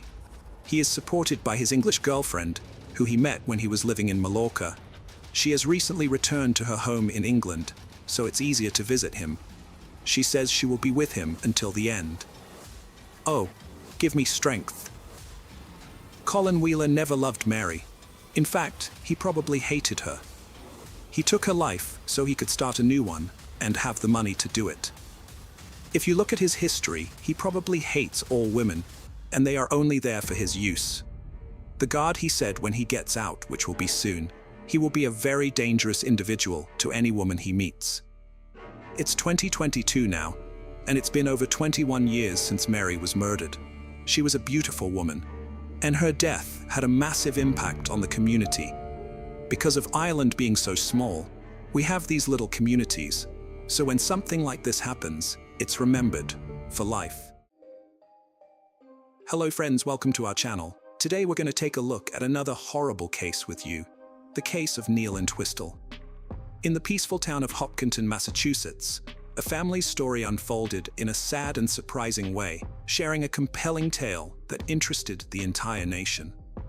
This is the story of Neil Entwistle and Rachel Souza, a story of love, lies, and a tragedy that destroyed the belief in a flawless life. Neil and Rachel are a happy couple with a new baby. Neil is from Britain and works in IT, while Rachel is an American mother who takes good care of their daughter. Despite seeming to have it all, they were actually facing some hidden tensions that led to a tragic outcome. Neil Entwistle was born on September 18, 1978, in Worksop, Nottinghamshire, England, to Clifford and Yvonne Entwistle. He grew up in a humble household with his younger brother Russell. His father used to work as a miner before becoming a labor advisor, while his mother worked as a cook in a school cafeteria. After finishing high school, Neil went to the University of York to study electronic engineering and business management. While at university, he met Rachel Souza, an American student studying abroad. Rachel, originally from Kingston, Massachusetts, had attended Silver Lake Region High School before moving to Holy Cross College in Worcester. She spent a year at York University, where she met Entwistle while both were on the rowing team. Neil was described as reserved and not very social, but his peers noticed his quiet nature. On the other hand, Rachel was seen as lively and outgoing, and she was popular in the community. Her American background added a special charm to her personality, making her a positive presence on the rowing team. As their relationship deepened, Neil Entwistle and Rachel Souza found themselves increasingly drawn to each other, spending more time together. Benjamin Pryor, a close friend from their college days, later provided testimony about their relationship, describing their interactions as marked by enjoyment and a strong sense of ease, leading observers to perceive them as a genuinely affectionate couple. While Neil worked at a defense technology and security company in Malvern, Worcestershire, Rachel focused on her career in education. She finished her studies in 2002 and started teaching English, drama, and theatre studies at St. Augustine's Catholic High School in Reading, showing her dedication to guiding young minds through the arts.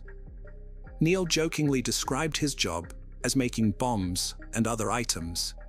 He happily announced his engagement to Rachel, whom he called the most amazing woman. They met through rowing and were deeply connected. Neil was satisfied with his upcoming marriage, despite not being completely happy about living south of the Birmingham border. In August 2003, the couple got married in Plymouth, UK, and Massachusetts, USA. After their US wedding, they had a reception in the UK in November of the same year. Neil shared the start of their married life in Worcester on a family website he made, sharing memories from their trip to the Mediterranean in Christmas 2004. In April 2005, Neil and Rachel welcomed their daughter, Lillian Rose, into the world, marking a significant turning point in their lives. This new addition to their family prompted them to decide to relocate to the United States. They initially resided in Carver, Massachusetts, with Rachel's mother, Priscilla Mataran's stepfather Joseph, until January 12, 2006, when they secured a home of their own in Hopkinton. Their new residence, nestled on a quiet cul-de-sac with only 8 neighbors, offered a tranquil setting just a short distance from the nearest major city. The 5-bedroom colonial-style rental property came with a monthly rent of $1,500, reflecting the upscale nature of their accommodation. Neil struggled to find a job as a computer programmer and IT specialist, which led to financial difficulties and debt. To ease the situation, he started selling PC parts on eBay. However, his business faced issues with undelivered orders and drew attention from eBay's fraud investigator. It was discovered that Neil used multiple accounts with different names. During this period, Neil was also running a website called millionmaker.co.uk, promoting a get-rich-quick scheme for the adult entertainment industry. The site claimed to guarantee a monthly profit of $6,000 within 6 months, but was later shut down. Simultaneously, Neil was actively seeking sexual partners through various online platforms. He frequented websites in pursuit of such relationships. Neil registered on Adult Friend Finder and reached out to multiple women via email, expressing his interest in finding sexual partners. During the investigation, authorities discovered incriminating evidence on Neil's laptop, including content from his online profile, indicating his interest in meeting American women of various ages. His profile mentioned a desire to confirm rumors suggesting American women's superiority in bed compared to those from overseas. He expressed a mutual desire for a particular type of relationship, implying a straightforward approach to meeting like-minded individuals. In the weeks leading up to the tragic murders of Rachel and their daughter Lillian, Neil conducted a series of disturbing online searches, including inquiries about how to kill with a knife, interspersed with more mundane searches related to employment, travel, and get-rich-quick schemes. Additionally, during this period, Neil visited his father-in-law, Joe Matarazzo, who was a member of the Old Colony Sportsman's Club in Carver, where Neil had previously stored a .22 caliber revolver and received shooting lessons from Joe. Neil devised a plan to steal a gun from Joe's collection. At their home in Carver, Massachusetts, Neil made a trip to his in-laws' residence, retrieved the weapon from a concealed location in the house, and drove back to Hopkinton with the gun in his possession. Upon returning home, he discreetly concealed the firearm, biding his time for the opportune moment to carry out the tragic acts of violence against his family before taking his own life. On Friday, January 20, 2006, Neil entered the family's master bedroom, where they had been living for only 10 days. His wife Rachel and their infant daughter Lillian were sleeping in their new four-poster bed. He crept inside and shot 27-year-old Rachel in the head, then proceeded to shoot 9-month-old Lillian, who was lying beside her mother. The bullet passed through Lillian's tiny body and pierced Rachel's left breast. Later that same day, while his in-laws were still at work, he returned to Carver to return the weapon without cleaning it. He later claimed that he had gone shopping at Staples that Friday, found his family dead upon returning home, and then went to Carver to get a pistol to commit suicide. However, he didn't contact emergency services, revealing a pattern of lies to cover his tracks.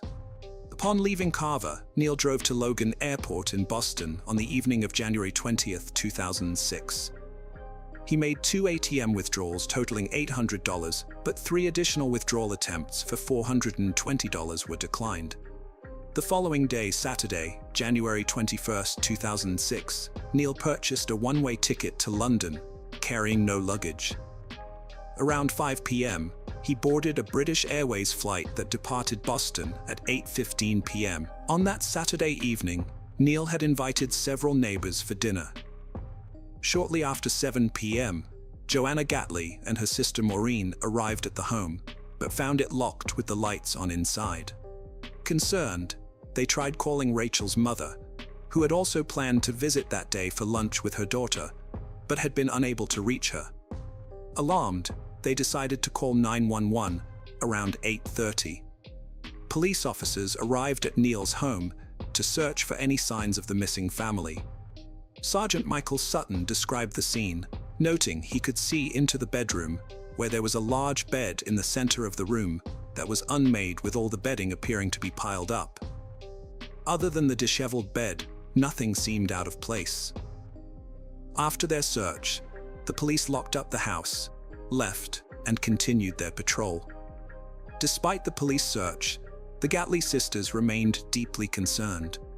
They were so distressed that they decided to spend the night outside, in their car, waiting for the family's return, despite the cold. They made 3 trips to the gas station bathroom to endure the night while awaiting any news. On the following Sunday morning, the sisters managed to enter the house using the garage door code they obtained from a neighbor the previous night. Inside, they discovered dishes and leftovers in the kitchen, suggesting the family had recently finished a meal. The bathtub still held water, indicating that the couple had bathed their infant daughter. They proceeded to the main bedroom and then to Lillian's bathroom, where classical music was playing, and finally checked the living room before Rachel's mother and stepfather arrived. After assessing the situation together, they collectively decided it was time to report the family as missing to the Hopkinton Police Department. Sergeant Sutton returned to the Neil residence for a second search. As he entered the basement, he detected a new, unpleasant smell that was not present the day before. Following the odor through the house, he eventually reached the primary bedroom, where he found Rachel and Lillian deceased in the unmade 4-poster bed, covered with clothes. Rachel's arms were stretched over her infant's chest, with her feet curled beside her, and both were dressed in pajamas. The autopsy results revealed that Rachel died from a gunshot wound to the head, while Lillian had been shot in the torso. Additionally, Rachel's DNA was found on the gun barrel, while Neil's was discovered on the gun grip. Neil Entwistle, who was 27 years old at the time, was considered only a missing person during this period. Around 36 hours after returning to England, Neil visited his parents, Cliff and Ion. He had been driving around and had spent the previous night at a hotel. During this visit, he disclosed to them that he had discovered the bodies of his wife and daughter. On Monday, January 23, 2006, Neil engaged in a phone conversation with the Hopkinton police. This 2-hour phone call between Neil and Massachusetts State Trooper Robert Manning was recorded and subsequently played in its entirety during the court proceedings. Neil stated that upon discovering the bodies, he was overcome with fear and rushed to be with his family. He recounted to the police, "I covered them with the sheets, and all I could think about were the knives we had downstairs. I took out the large one and held it against myself. I was fearful of the pain it would cause. I just couldn't go through with it. I don't understand why I didn't call for emergency assistance. Failing to muster the resolve to harm himself with a knife, Neil informed the authorities that he drove the family vehicle to his father-in-law, Joe Matarazzo's residence, to retrieve a .22 LR caliber revolver. He claimed to have found the house locked, leading him to choose to return to England to be with his parents on January 26, 2006. US law enforcement officials traveled to the UK to interview Neil the following day, January 27th. After consulting with a lawyer at the workshop residence, he chose not to engage with the American detectives at the US Embassy in London, despite his voluntary presence there. Rachel and her daughter Lillian were laid to rest in Evergreen Cemetery in Kingston, Massachusetts, under the surname Souza. They were interred in a single casket, despite around 500 individuals attending the funeral to bid their final farewells. Neil was notably absent from the funeral, and his name was omitted from the proceedings and not inscribed on their shared headstone during the burial ceremony. Neil sent a single orange rose and a white lily, with a note attached to the ribbon that read, "My orange rose and my lily for always," signed off with Zokoko. Upon his return to the UK, Neil appeared to be resuming a routine life in February 2006, while media attention remained outside his parents' residence in Workshop. He went to Notting Hill for a dinner gathering with his former crew team from York University, followed by a movie outing about a week after the funeral service for Rachel and Lillian on February 8, 2006. The Middlesex County District Attorney's Office issued an arrest warrant for Neil the following day, on February 9, 2006. Neil was apprehended by the extradition unit of London's Metropolitan Police Service at Royal Oak Station as he was about to board a train. Upon learning of the impending arrest, among his possessions was a notebook detailing his intention to sell his account to the highest bidder. In the notebook, he expressed affection for his orange rose and lily, referring to his wife as his dearest and closest friend on another page. Additionally, he had drafted 2 letters to the editor seeking to share his perspective on the events. Neil aimed to explain his perspective and communicated with a close friend and confidant to convey his intentions. In one of the letters, he inquired about the potential monetary value associated with exclusive rights for his full account. Ultimately, Neil decided not to challenge the extradition order, and he was transported back to the United States on February 15th. He appeared in Framingham District Court, where he was remanded without bail at Middlesex County Jail in Cambridge, Massachusetts. Following this, on March 28, 2006, Neil was formally charged with 2 counts of murder, as well as illegal possession of a firearm and ammunition. Despite the charges, he entered a plea of not guilty in December 2006, nearly a year after the tragic incident. Authorities at Middlesex County Jail, where Neil was detained, discovered letters he had written to his parents and legal team. These letters indicated that Neil was in a state of depression and suggested he might be contemplating suicide. Consequently, he was transferred to Bridgewater Hospital for psychiatric assessment before being returned to Middlesex County. Forensic psychiatrist Christopher Cordless attributed Neil's behavior to Asperger syndrome, a view that was supported by Dr. David Holmes. After several delays, the process of selecting jurors for the trial at Middlesex Superior Court began in June 2008. Concerns were raised regarding the high-profile nature of the case and whether Neil would be able to receive a fair trial.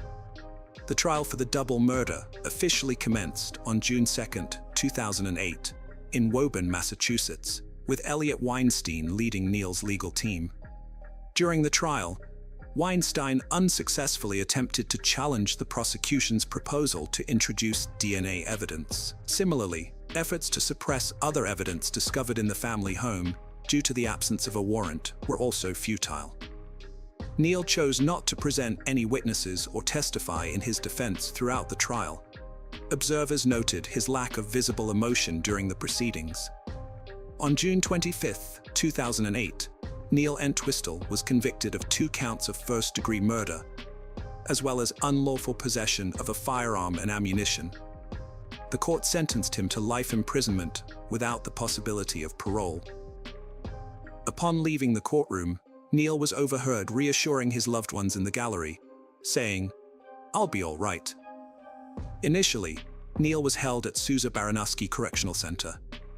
In August 2008, he fell victim to a deceptive ploy where he shaved his head in an attempt to seek protection from a white supremacist prison gang. However, instead of receiving protection, the gang threatened his life, stating, "It's a nice gesture on your part, but we're going to kill you." Following this incident, Neil was placed in protective custody, and subsequently in December, he was transferred to Old Colony Correctional Center, a medium-security prison located in Bridgewater, Massachusetts. The Department of Correction confirmed that the transfer was made for Neil's safety due to credible threats against his life. The tragic deaths of Rachel and her infant daughter left a profound emptiness in the hearts of those who knew and loved them. Their passing serves as a stark reminder of the vibrant lives that were abruptly cut short in the aftermath of this heartbreaking loss. The community came together, providing unwavering support and comfort to the grieving families. Their unity and strength during such adversity demonstrate the remarkable resilience and compassion that resides within humanity. The narrative of Neil Entwistle and Rachel Sousa stands as a poignant reflection of the unseen challenges that can lurk beneath the surface of seemingly perfect existences. May the legacy of Rachel and her daughter prompt us to remain vigilant, extend a helping hand to those in distress, and cherish every moment spent with our dear ones. Their story serves as a somber yet powerful call to prioritize empathy, support, and appreciation in our interactions with others.